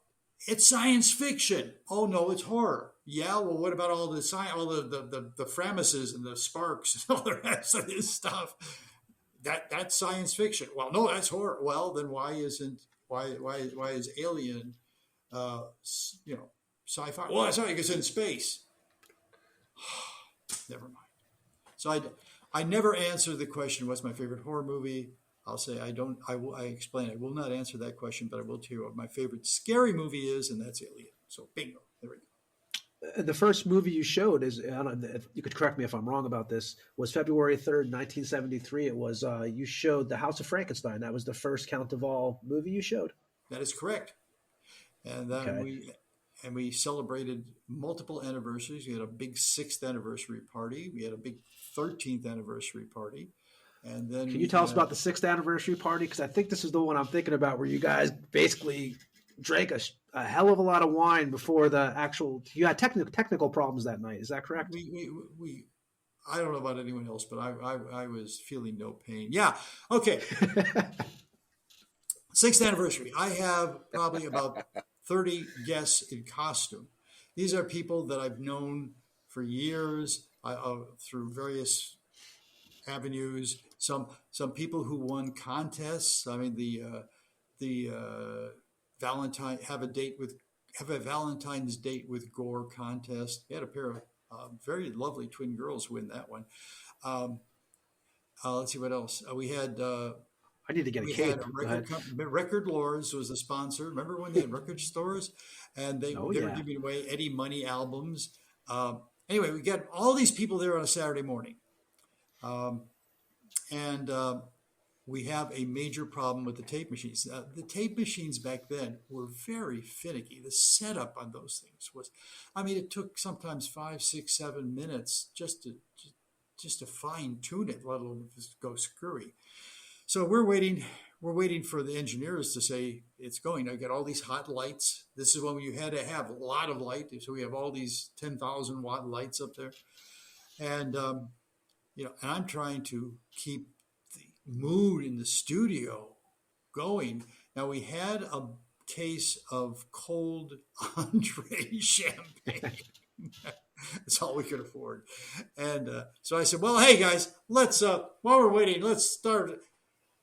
We pretty much finished the case before. I mean, I'm looking at this thing and I'm feeling no pain. I'm throwing glasses over my shoulder over the set and I'm slurring things. It's like, yeah, but it was a great show. and you mentioned the Valentine contest. Now you had, I don't know if it was 75. I don't know if I'm wrong on the year, but you had a Valentine Day contest that actually almost wound up with you and some security guards in the bathroom. Can you tell us that story? Yeah. I thought this is great. Yeah. It was the Gore Valentine contest. We did 2 of them. This was the first one. And the winner would go with Gore to the Statler Hilton Steakhouse, which no longer exists, down on downtown. I don't remember what street it's on. But, and the steakhouse was in the hotel. But the restroom for the steakhouse actually was the restroom that was in the lobby of the hotel. It was, you walk out. You had to leave the restaurant to go to the restaurant, and it was right in front of the desk. Well, the restaurant knew we were coming in costume. They knew it. They had the table all set up, and it was all black this, black that. It was really nice. And I was there with my promotion manager and his assistant, and I think maybe my driver also. So we were sitting at the table, and my date for the night, I think her name was Angie, and we had dinner, and but during the dinner, I felt the urge that I needed to use the facility. So no big deal. I just get up and walk out. I said to the waiter, "Where's the restroom?" He says, "We go out and hang a left." I go out, hang a left into the restroom, pull my cape back, Suddenly, two security guards on either side of me. And I'm going, "May I help you, gentlemen? I think I can do this myself." Probably not the smartest thing to say. We had a little wine at dinner. And they said, "Sir, you need to come with us." And I go, "Excuse me, I'm here as part of a promotion with that restaurant, which is part of this hotel." He said, "Well, the people at the front desk don't know anything about you." And There's a guy walking around in a Dracula outfit. And so you got to come out with us. And I said, "Well, can I finish?" "Yes, you may." So I wash up. We go out. And I said, "Okay, stop right here. Let me go into the restaurant. You can come with me. You can talk to my promotion manager and the manager of the restaurant, and they'll explain it all." They did, and that was the end of it. But it was like, why I have these two guys on the side of me? How much? Maybe ahead, it was sorry. LGBTQV. Vamp, yeah, exactly. How like on the early set design? How much input did you have on that early set design for the show? Not much. We didn't have a budget for flats, or sets. So basically, the general manager said, "We have some flats left over from previous shows in the back. One was a teen dance show. The other one was a romper room." And they said, you can utilize them.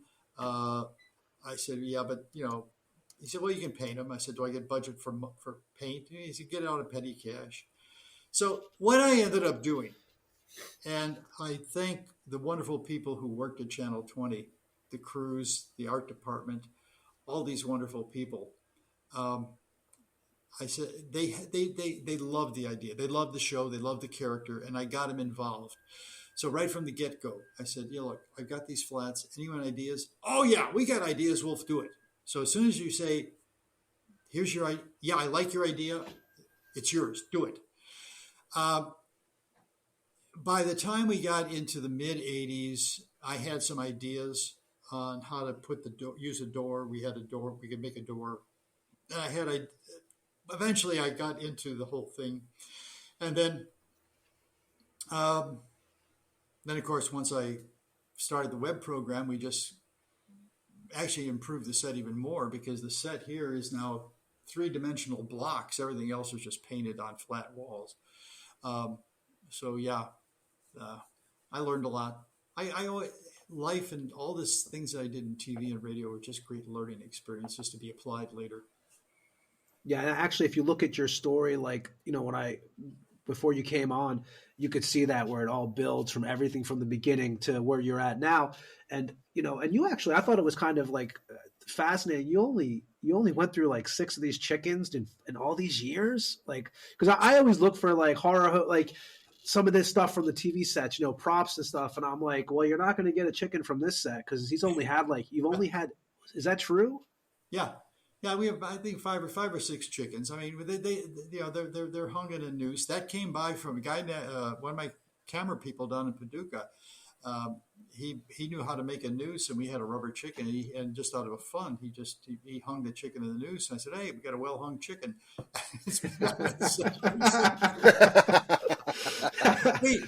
we had no problems doing double entendres and adult stuff like that. We had Penthouse Pets on the show. Yeah, I was going to bring that up. So that, I mean, that's, as a young guy, that's, that was a cool. Can you tell us how that actually transpired? Well, it was very simple. Penthouse Magazine was battling Playboy, and they would send their penthouse pets, the pets of the month and the pets of the year, on tour.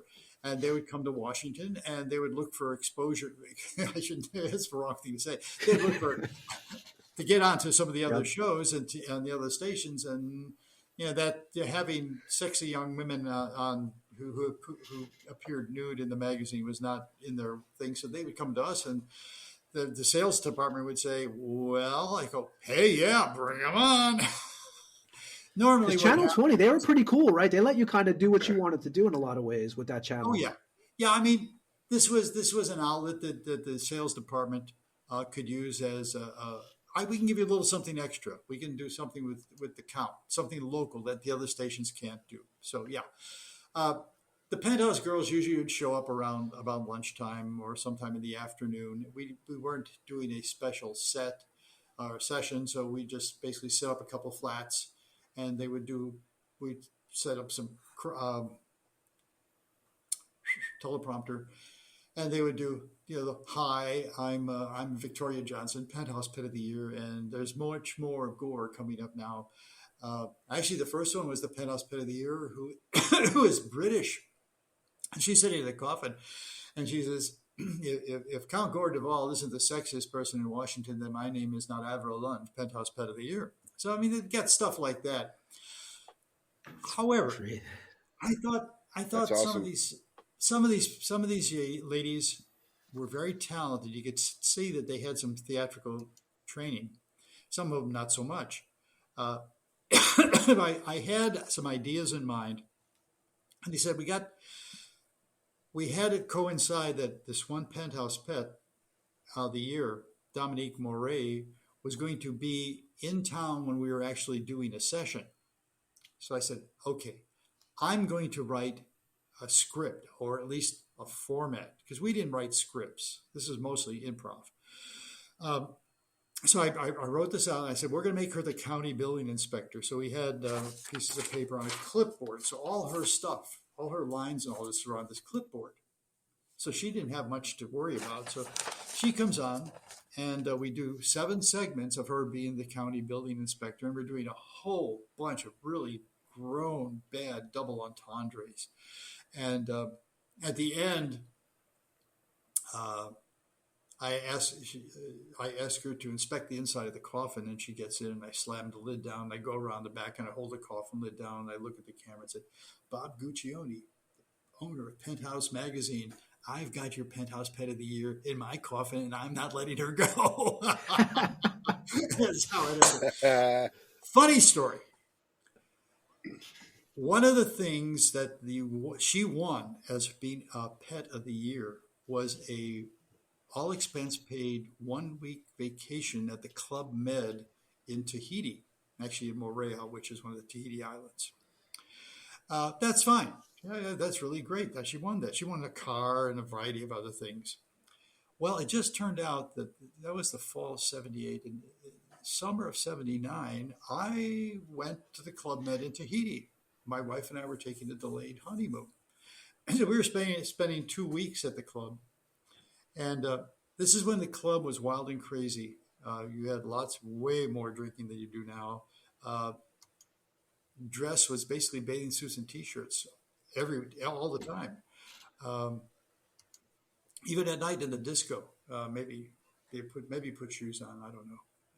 Anyway, so it's during the daytime. I'm sitting in the disco, sipping a drink, waiting for somebody, and I'm just looking down at the walkway, and here comes white slacks with gold high heel shoes walking past me. I'm going, this is so out of character for the club. And I look up, and it's Dominique Moret. She's going on her vacation while she won. So I said, so she doesn't know me from anybody because I'm not in costume and makeup. So I said, should I tell her who I am? Should I, she's got an entourage.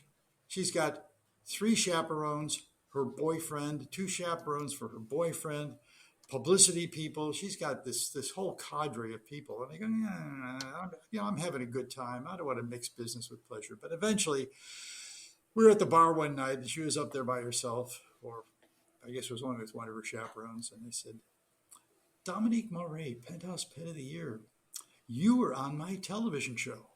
She looked at me, and I said, let's see, I think I have you in my coffin. She goes, oh, you were that freak in Washington. There you go. And I said, great. That's not the way I would put it, but yes.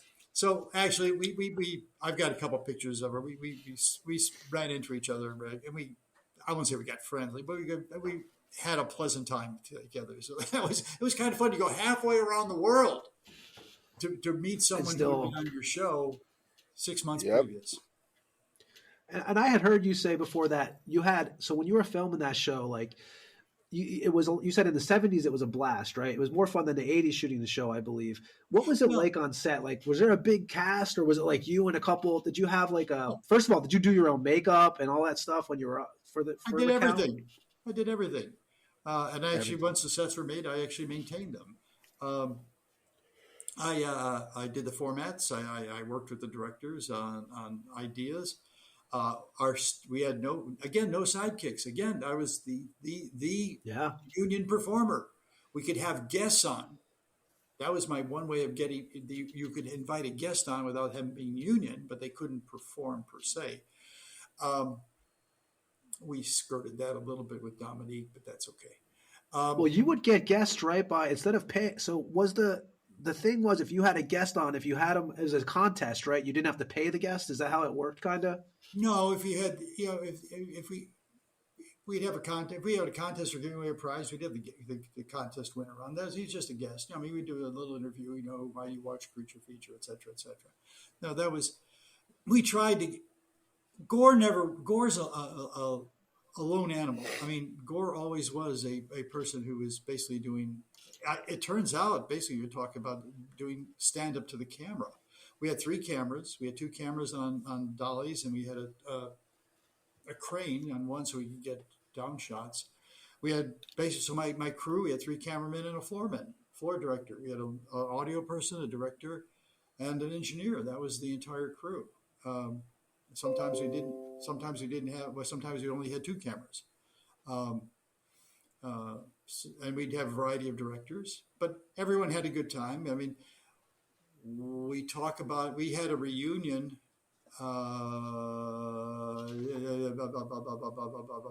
back in 2005.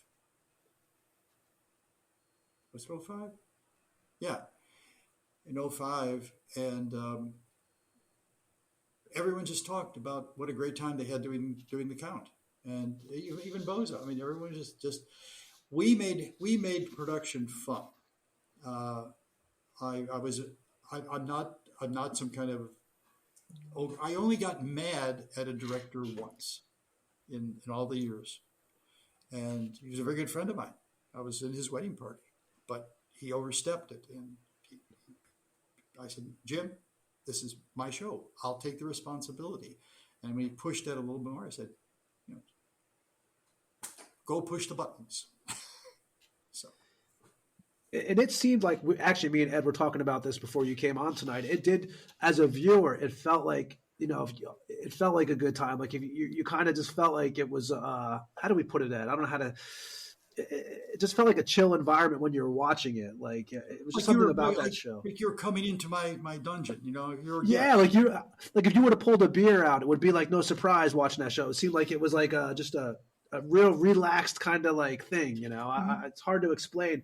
And you actually had that big book that you had, right? That actually got stolen from you. The original big book that you would use during the show. Actually, it's my laptop is sitting on the replacement. Or else I'd show it to you. Yes, there is a Vincent Price was a gourmet chef. He also went around to very fancy restaurants around the world, and he kept logs on them. And he put out, along with his first wife Mary, came up with a treasury of great recipes. Right? I'm reading the spine here, and my mother gave me that book. She knew I liked horror movies when I was watching. She finally figured it out when I was able to watch Shock Theater. So she, for whatever reason, there was a promotion. She worked at Sears.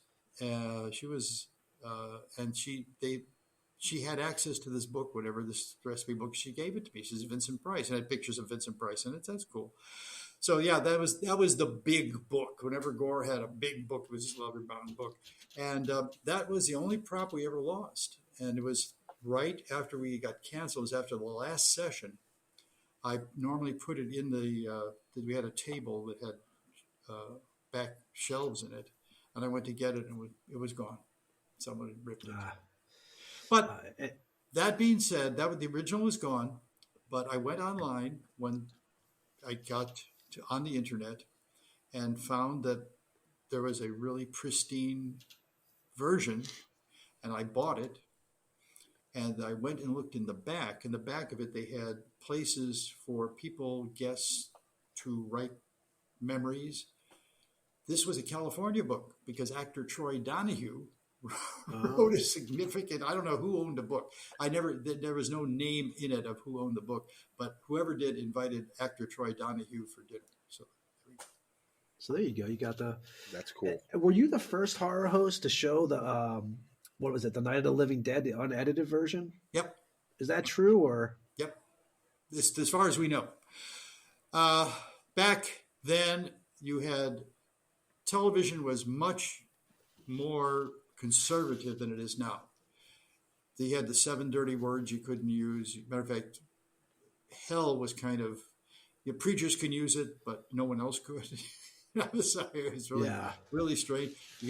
So anyway, so what Night of the Living Dead, they had a theatrical print, which was the original release. Then they had a TV print.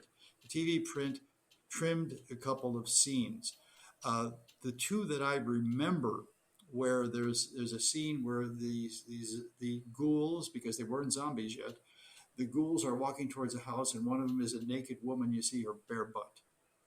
That initially got cut off the TV version, and then where the couple are at the gas pump, and they get killed at the gas pump when it blows up, and afterwards the ghouls are picking through their intestines. That was severely trimmed because they didn't want to have, that was too gross at the time. Gore. So what ended up happening was, what people don't understand, they're so used to streaming or DVDs, or even if you go back to the ancient days, last century, of VHS and beta, of access to movies. During the entire time I was on Channel 20, I never got to preview any of the movies. I was going to ask you that. You didn't choose. Who chose those movies? What, you had nothing to do with that? Initially, the movies are chosen by the program director's secretary, or the program director. Because what they would do is they would look at, when you bought a package of movies, say there was 10 movies in a package, it's a very small package, and you could run them over a period of, say, 2 years, X number of times each. That's how a contract worked. That's very simple. Sometimes a little more complicated, but that's in jest. So what they would do is they would look at, okay, when's the package expiring? Do we have any runs left on this movie or this movie or this movie? And they'd say yes. Is it a good movie? Yes. Then we'll put it during a rating period. Is it a crappy movie? We'll run it some other time. And that's how it got picked most of the time. By the time we were in the late 80s, when TVX bought the station, I pretty much was picking the movies because the library was much smaller. We had 1,800 horror movies in the library when Gore first started, and we were down to just a couple hundred at the end, again because the new management was going to shut this whole thing down. They were not renewing any packages. So yeah, so what we ended up doing was they'd give me a list. They say, okay, Dick, here you go. These are the movies we're showing for this month. Next month, there's 4 movies here. And I'm going, well, I've seen this one. I haven't seen these 3. And I said, well, what are they? He said, well, here's the big book. And it was a big, almost like a ledger. And inside would be the title and almost like an IMDb 2-line summary of what the film was. And that's all I got to know. I knew the stars. I knew what time, when it was made. I knew if it was in black and white or color. and I knew basically a very simple 1 or 2 line plot. So when we decided what to do with the film, you had a couple choices. If it was a really good film, you promote the heck out of the fact that this is really a good film. This is a classic. You don't want to miss this. If you have kids, bring your kids and let them see what the classics are like, et cetera, et cetera, et cetera. If it's a mediocre, let's say a Roger Corman film, you have a little fun with it. But I never really made fun of the movies. I might make fun of the producer, I might make fun of the actors and directors, but I was always very conscious about the fact that movies are very complicated animals, and you have to assume that people are making it with good intent, and with a few exceptions, they were not made as to be made fun of. So and sometimes if the movie was so bad, I would just ignore the movie. Yes. Hey, Count Gore, they've all here, and tonight we're showing the movie. Now, by the way, did you see what was coming to town? Hello. I also, because we were in Washington, we took pot shots at politicians. I went after Ford and Carter and Reagan, and you know, you know. Back then, you could do that. Right now, it's like everything will, Yes. All in good fun. Yes, you could, and it was fun. It did date the material, though. I mean, a lot of people, wouldn't know who who Tip O'Neill was. Who's Tip O'Neill? I mean, at the time, Tip O'Neill was, the Speaker of the House. I mean, big deal. Okay, so what? Ted Kennedy. Who's Ted Kennedy? Well, he went on vacation to Chappaquiddick. That's all I know about him. So what? So and you were also doing, what was it, 73? You were also doing Saturday Chiller, but that only lasted a year because you were doing what? You were doing Creature Feature, Bozo, Captain 20. You had a hell of a lot of stuff going on. So Milt Grant, the general manager, said, "Well, if we're going to do a hosted horror movie, let's do two. Let's do monster movies on Saturday afternoon because we have a lot of them, and then let's do the real horror movies on Saturday night." And I was not happy. I was not happy with Captain 20. So I said, "Okay, I give you a character that I'm going to do for free, and now you want two." And they go, "Yeah, it's on your contract." And I go, "Okay." Well, we ran it, and it really didn't do anything extra for the monster movies. It was, yeah. So finally, they said, "Okay." They listened to me and said, "Well, we'll just concentrate on the count at night." Well, Captain 20, you don't have a lot of that footage, right? Because you guys were re-recording over that tape every 2 weeks. Is that also correct? Yeah. A lot of the old shows? Well, anything in the 70s. I mean, literally. I mean, you have to understand, in the 70s, you were using 2-inch quad tape, which was that thick, big reels about this big. They weighed about 15 pounds, and they cost about $300 each. And we did not have a lot of money to do that. So basically, Bozo was allotted 10 reels, 10 half-hour reels. We'd go into a session on Saturday. We'd record it.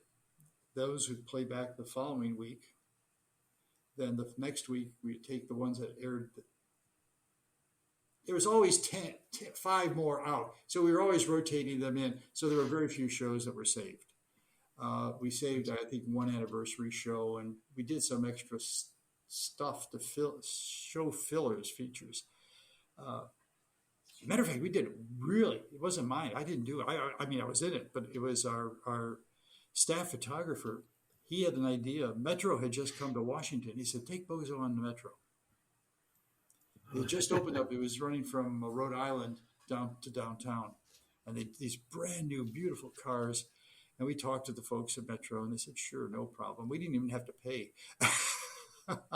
So he did. It was a slideshow to music, and it was awesome. Bozo rides the Metro, and he did just a marvelous job. I think Stan Baru was his name, and it did a marvelous job.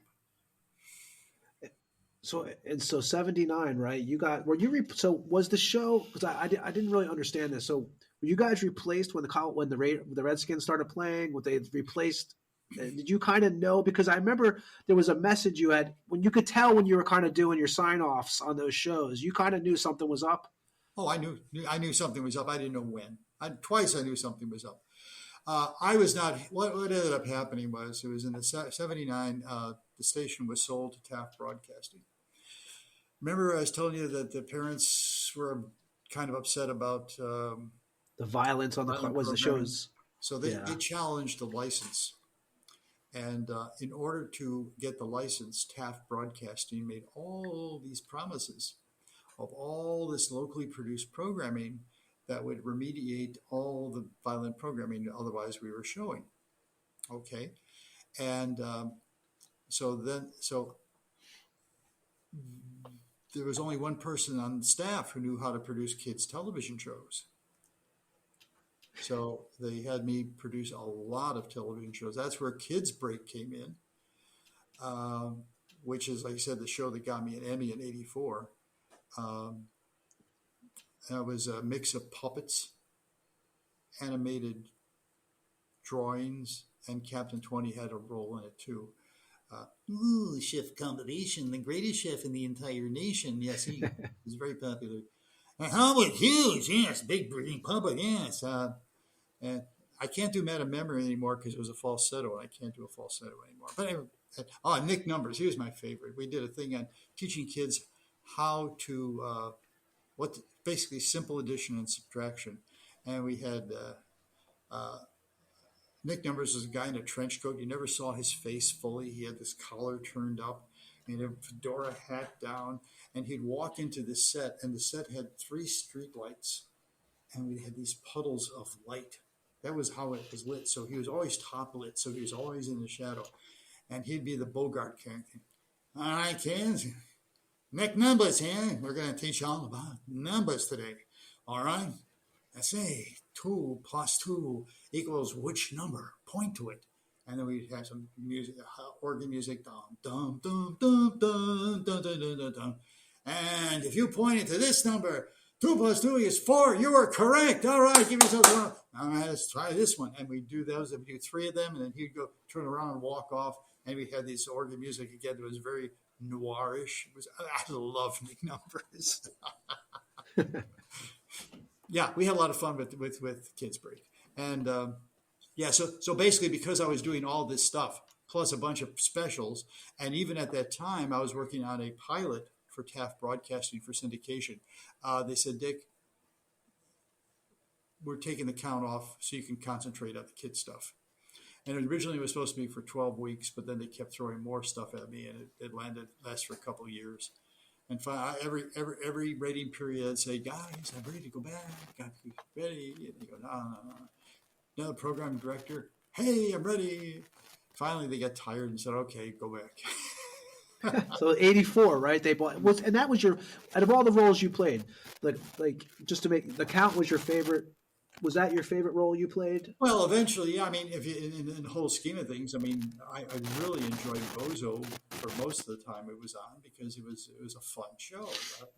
I will admit, I would not become an elementary school teacher, but I enjoyed the kids. I enjoyed playing with them. When Captain 20 had his own show, we did have a small live audience of kids.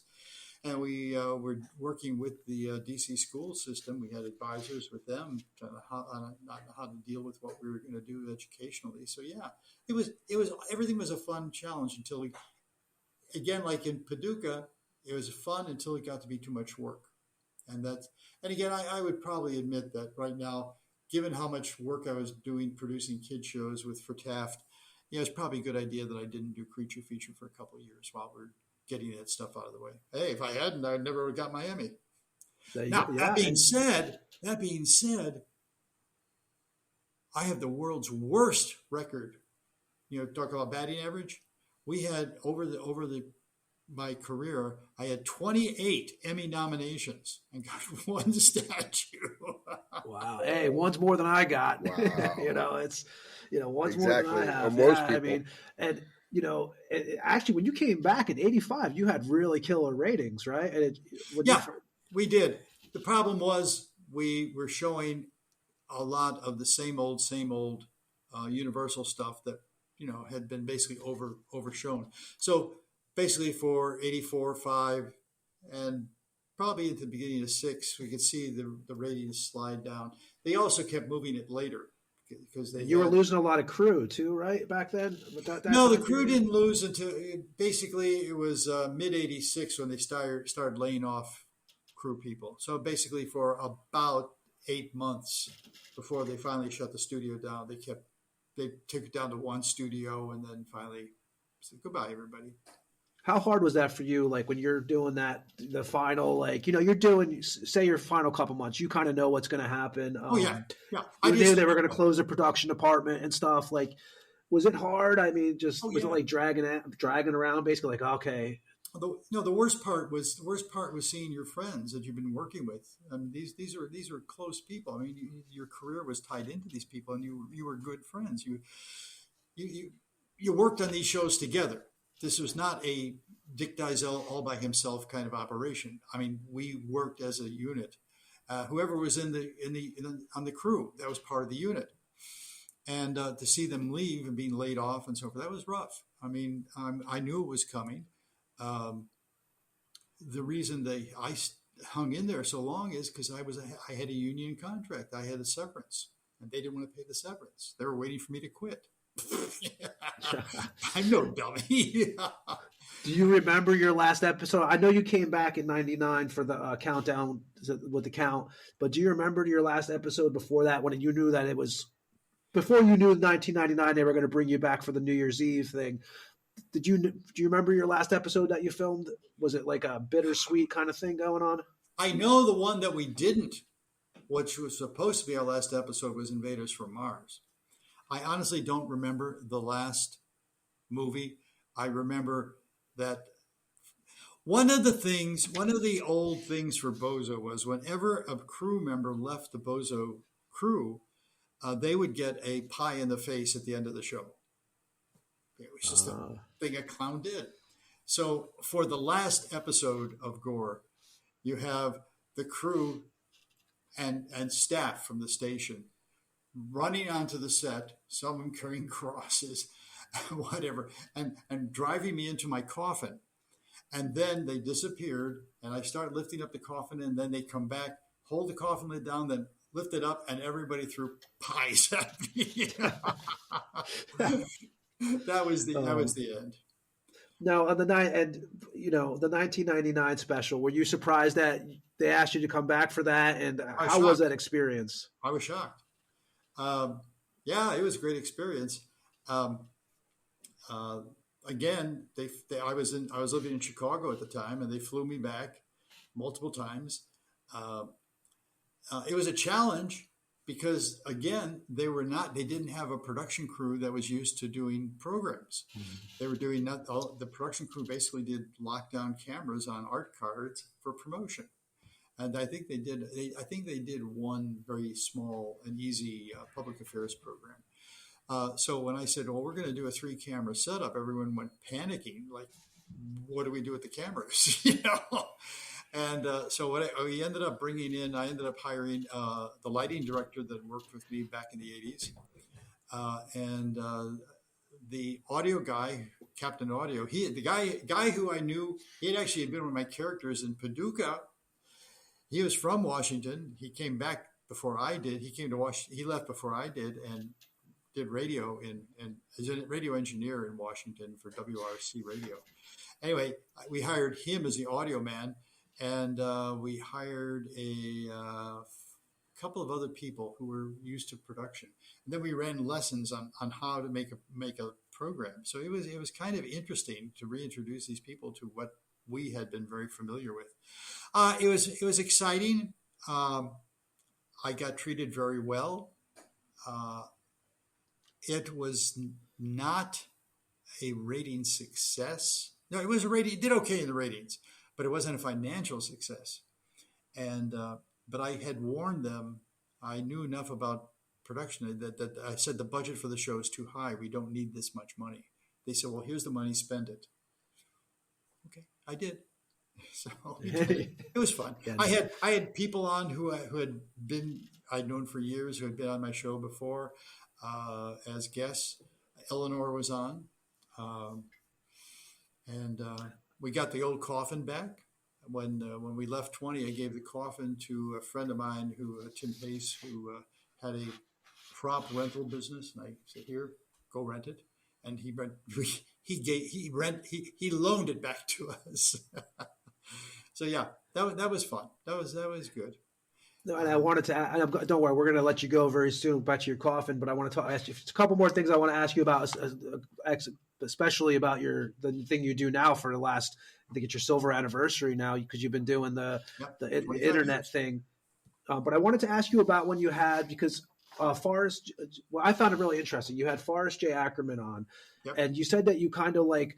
I don't know if it was a lesson you learned, but it was kind of like an experience that you never forgot. And, I mean, you could tell us about that. Well, very simply, I didn't know who Forrest Ackerman was. I was not a reader of Famous Monster magazine. I mean, just a point of fact, that was not in my repertoire. So I get a call from a friend of mine. She says, "Hey, Forrest Ackerman's in town. Would you like to have him on your show?" Who? So she gives me a little rundown that he's the biggest collector of horror memorabilia in Hollywood. He's got the Ackerman Mansion with all this stuff on it and so forth and so on. And he was the guy who founded Famous Monster magazine. So I said, sure. Now that you've given me a little background. So Forrest shows up the show with a stack of Famous Monsters, including episode number one. And I was winging it. I think it was very soon that he realized that I had no idea what I was talking about. Now, did you know, because you have the Vampirella on your coffin? I did know that Vampirella was one of his characters. He created that character, and I knew that was his. And I did ask him about that. I knew certain touchstones. I learned a couple of lessons. One I learned is that you don't necessarily have to know everything that you're asking. If you already know the answer, then why are you asking the question? What you need to do is listen to what the guest is saying and put the pieces together in your mind and then direct from there what they know what they want to say. And if it's interesting, you need to follow up on that. If it's not, you need to shift gears on that. So I learned a lot from that. We did 7 episodes or 7 segments. That was the longest set of episodes or segments we ever did for an interview. And but I was embarrassed by the fact that I didn't know him, and that bothered me. Whenever I'd see him at conventions afterwards, I'd kind of, "Hi, Forrest. Glad to see you," and kind of slink away. I just felt awkward about that. Yeah, just and so now I definitely want to talk about July 11th, 1998. First of all, you are, which we've mentioned this on the last few episodes. We talked about you coming on. You're the first internet horror host, right? So which is awesome. It's your silver anniversary. So yeah, explain to us the www.countgore.com, the creature feature, the weekly web program. www.countgore.com.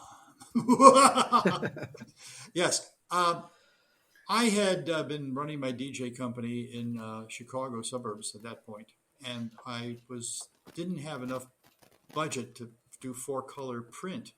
And I said, there must be a way to get better advertising than have to do all this expensive printing. And then I started hearing about this thing called the internet. AOL kept sending me these discs every other day. Go on the internet. So finally I said, okay, I'll find out what it's about. And then I realized that, this might not be such a bad thing to do for promotion. So I learned a little HTML, and I found a hosting company, and we did advertising for, at that point it was called Sounds Fabulous. And after a couple of months, I'm feeling really comfortable with doing this. I mean, it's all static. because it's all 28.8 dial-up, very, very slow. Uh, I turned to my wife one night and said, I own the Count. And I was a little miffed. There were some people on Washington radio who at that point were either making fun of or telling inaccurate stories of both the Count and Captain 20. And I said, I own this character, and it would probably be a good idea if I defended the legacy. And I talked to a couple stations locally, including the cable access station, and they didn't want to have anything to do with it. So I said, okay, let's put them on the internet. So we hassled as to what the URL would be, and we came up with Count Gore, which was easy to remember and not too long. And we said, but we can't do movies because it's too slow for this. The internet's too slow. But so what we'll do is we'll do a narrative of features. We'll do reviews and links to various other things. And I envisioned it as a portal to the world of horror on the internet. That was my initial thing. And everything was done from the dungeon. It was done in a narrative and linked to other rooms in the castle. Okay. In 99, came across a widget that would allow us to do streaming audio reasonably. So I started going to conventions and doing interviews with celebrities as the Count. And we then do interviews. I think Dee Wallace is one of the first ones I did. I've interviewed Dee a lot. She's actually really cool. I've met her before, yeah. And then later on in 99 or early 2000, Real Media came along with streaming video, but it was small. It was 160 by whatever the dimension was. It was 4 by 3, 160 by 90, something, 80, whatever. And I said, well, no one's going to watch a full movie on a little screen like this. Of course, little did I know they'd watch movies on telephones now, but that's the story. Yeah, exactly. Who knew, right? So I was way ahead of the curve. Anyway, so I said, I needed to do something short. So I decided, well, Flash Gordon is public domain, and there's monsters in it. So let's stream Flash Gordon episodes. And then we did that. That was the first ones we did. And then what I would do is take public domain movies and cut them down, because in most cases you could tighten them up. I found out that some of the really mediocre movies that we did were much better as you cut off like 25% of them. Yeah, more, actually sometimes 50%. But I mean, you take off subplots that really go nowhere, that led nothing to the story. Usually romances. I don't care what your feelings are. There's a monster attacking. Exactly. Forget the kissing and the lovey-dovey on the cutting room floor. And so actually, I still have some versions of those. But anyway, and then as speeds picked up, went from 28.8 to 56K, then to 128, then we were into DSL, and then we got into cable. We ended up in SD, and then HD, and then high definition. I guess it's FHD. And yeah, it's just, we've been keeping up with it. I decided not to go 4K because, frankly, I don't think it's necessary for the quality of the movies we're showing. I mean, the technical quality, because we're showing off, usually these films are 16 millimeter or lousy 35 millimeter.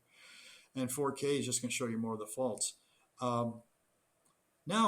So that's what I've been doing. And once we got enough bandwidth, we just didn't edit them down. We just ran the movies. So usually I'll run an open, a break, and a close. Sometimes I'll run open, 2 breaks and a close, depending on how long the film is.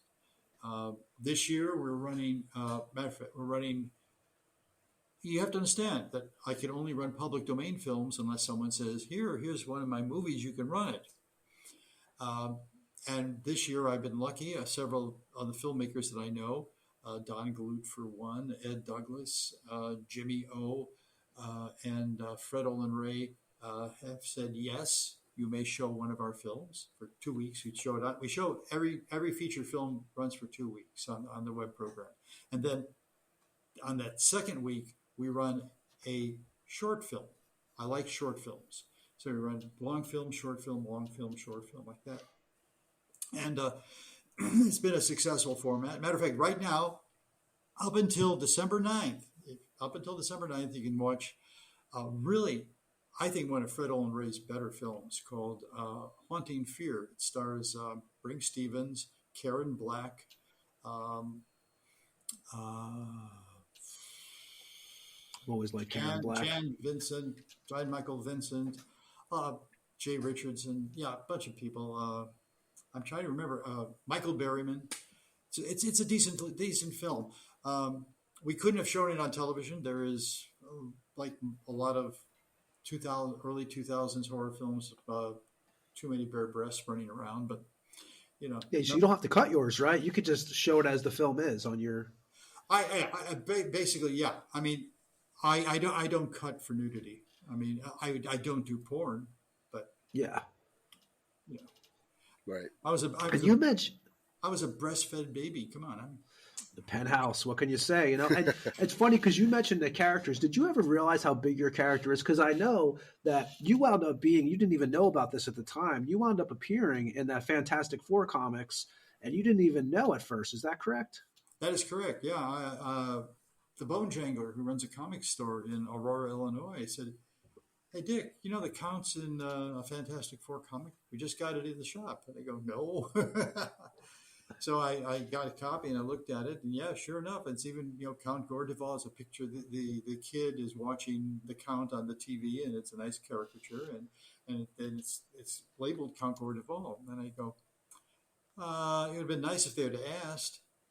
So I contacted a lawyer friend of mine, and I said, "What can I do?" And he said, "Well,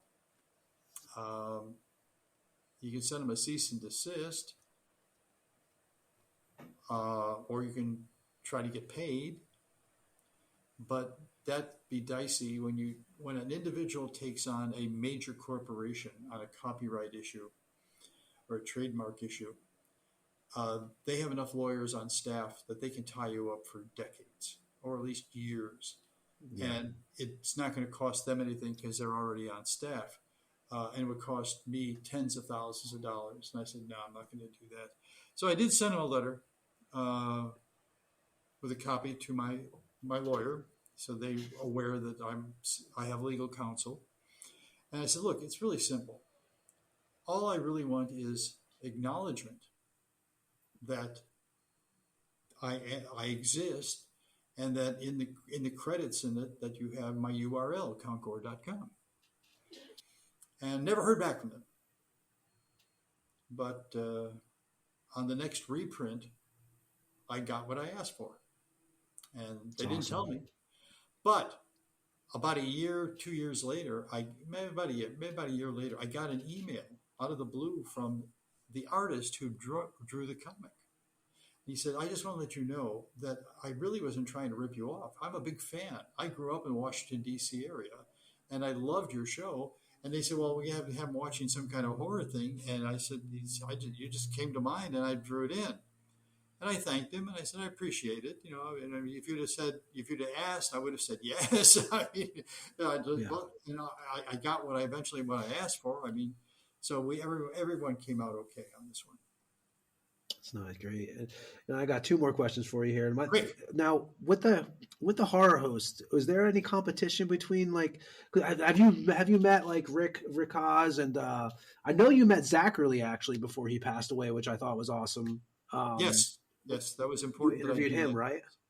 Because he was the last of the shock horror hosts, a very creative man, and he was getting very old. And so actually myself, Jerry Moore, who plays Carlos Borloff on Monster Madhouse, and Halloween Jack, another horror host. The three of us drove up to New York and spent an afternoon with him.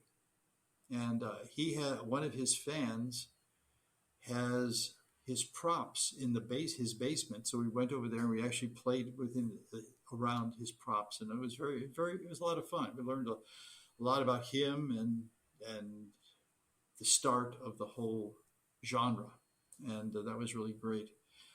As far as competition goes, there were some people who were not happy. The fact that they're being replaced by new people, I guess that's normal. That they're not going to last forever. They're not going to live forever. Rich Cause and I are I would say very good friends, but we are friends. We're both Chicago natives, and not whenever, but several times when I'm in Chicago, we will go have lunch together. He gave me a very nice shout out for my 50th anniversary, and I appreciate it very much. And so I don't consider it competition. I think the pie is big enough that everyone could get a slice of it, and as long as they take good care of their slice, that's all that counts. If they take a good care of their slice might get bigger, but that's fine. It could get smaller if you're not doing your job or if you decide you're going to retire. I'll be frank about it. I'm not sure how long I'm going to keep the count going. I mean, I've been doing it for 50 years. That's a half a century. It's starting to play on me. Hello. I'm still a long way from where Zach was when we met with him and when he passed. But we'll just have to wait and see. So we'll see. How would you like to be? So your last thing here, how would you like to be remembered, man? Like at the end of the day, obviously you're legendary. I mean, anybody who follows your career or just, the Count's career in general, what you've done in your career, how would you like to be remembered? I'd like to, I think I don't need a lot of accolades. I've had a very good life. I've pretty much done almost everything I wanted to do. The only thing I didn't get to do is get into space. Damn. There you go. So in 2001, and I knew I was going to be up there taking that Pan Am plane to the orbit. What do you mean Captain 20 didn't go to outer space? What? Yeah, that's true. What the hell? So that's the one thing I really haven't done. I never will. But I guess I just like to be thought of as a creative talent who was kind of a nice guy, but yeah, I've kind of learned that from my dad. Be true to yourself, and don't worry about it. Again, I know for a fact that after I left 20, that people will take pot shots at you in your career. But one of the things now I've been doing for 25 years is cementing my legacy as best I can, distributing DVDs and VHS and Beta and Blu-ray. So the material is out there, going to convention, meeting people, not screwing people over like some people do, and not doing anything controversial because characters are the characters and me is me, and I don't even do anything controversial except maybe too many White Castle hamburgers when I go to Chicago. There you go. Nothing wrong with that. And Dick, I mean, we really, like I said, man, I'm so glad you came on here tonight. And for me, I saw you when I was a kid on TV, and I followed you. Yeah, me too. I can't thank you enough. And so your webpages, I know there's 3 of them, right? You have captain20.com. Go ahead, do your spiel. If you're interested in Captain 20, and I really need to update Captain 20, but since we're not doing anything new with it, it's kind of static. It's still accurate. You have Captain 20 as in CAPTAIN 20.com. We'll get you and give you the whole history, all the 3 guys who played Captain 20, and we have some clips on there. I honestly probably can put more clips on, but I didn't feel comfortable doing that because I didn't know who really had the copyright and the trademark on that. I don't think there is one. I think it's in public domain. Then there's CountGore.com. That's the big one. Every Saturday night, bingo, a new program, and I've done that now for 25 years. And then we have a Roku channel, which is Count Gore Duvall Presents. Now, what we do on that is a curated channel. I don't like streaming services because they offer people too much. Sometimes I'll say, well, I'm going to go watch something. And 2 hours later, I haven't made up my mind what I want to watch, and it's too late to watch anything, so I don't get to watch anything except just going through looking at trailers. No. So it's a curated channel. So basically, I take 4 hosted movies. So if you just go every Saturday or Sunday or Friday night, you can watch a horror for the month. 4 celebrity interviews. I used to do the ones that I did, but I haven't been doing interviews recently because Tom Sturrock, I always have problems pronouncing his last name, the horror nerd, the guy I met on the circuit, does such a good job. And he goes to all these conventions and he gets all the latest interviews. As a matter of fact, I think sometime this December, he's going to have Brent Spiner on. And I'm just excited about that. I've met a number of the Star Trek folks, and most of them are very, very nice and have a lot to say. And then we have 2 hosted short films. The world is full of great short horror, science fiction, and fantasy films. A lot of creative people, some of whom have gone on to have major careers.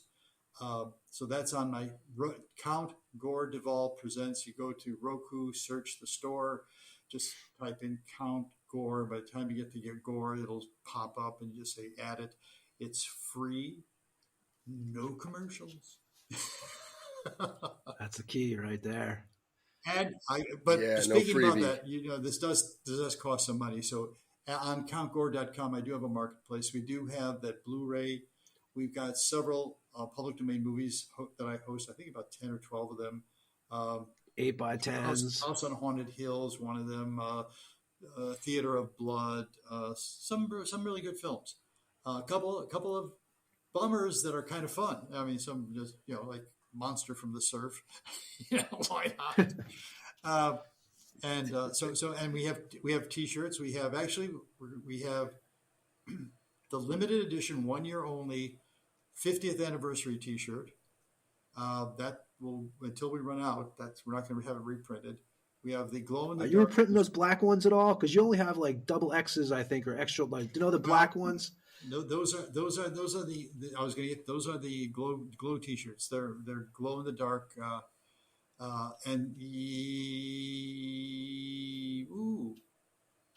thank you. This weekend, I've got to put up the fact that yes, we have all of them now. We just got great. Because I want to grab one of those. Yeah, we have small through 4X now, and then we introduced a new one. Because I live in Florida and I can't really go out in the sun as Dick in a black T-shirt. I will die. So we went with a heather gray one with a 4-color picture on the front. Very nice. I like it. And it's gotten good reviews on the people who've bought and seen it at conventions like it.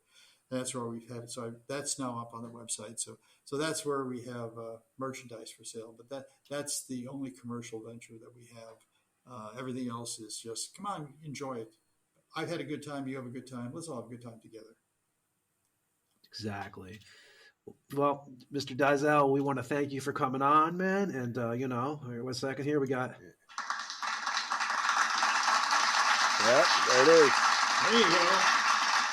And Dick, I want you to know how hard it is to get 20 people to clap at the same time in the studio right now. It's not easy. But that's a good one, though. You have no idea how difficult it is to get good applause off of the sound effects records and pieces. They usually are overmodulated or too big or too small. That's a perfect one. You ought to sell it.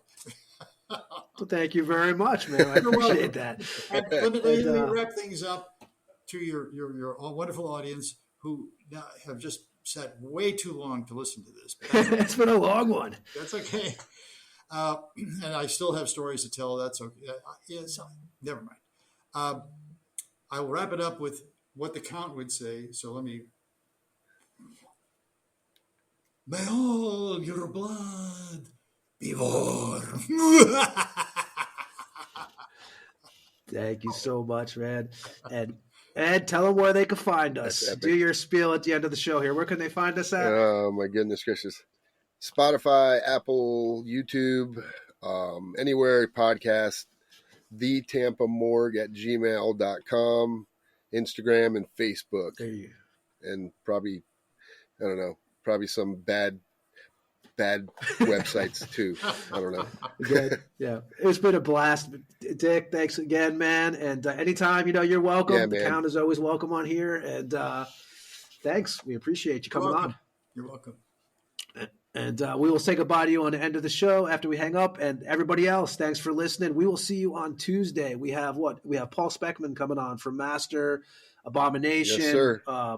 That'll be Tuesday night. So we thank everybody, and we shall see you next time on the Tampa Morgue. See ya.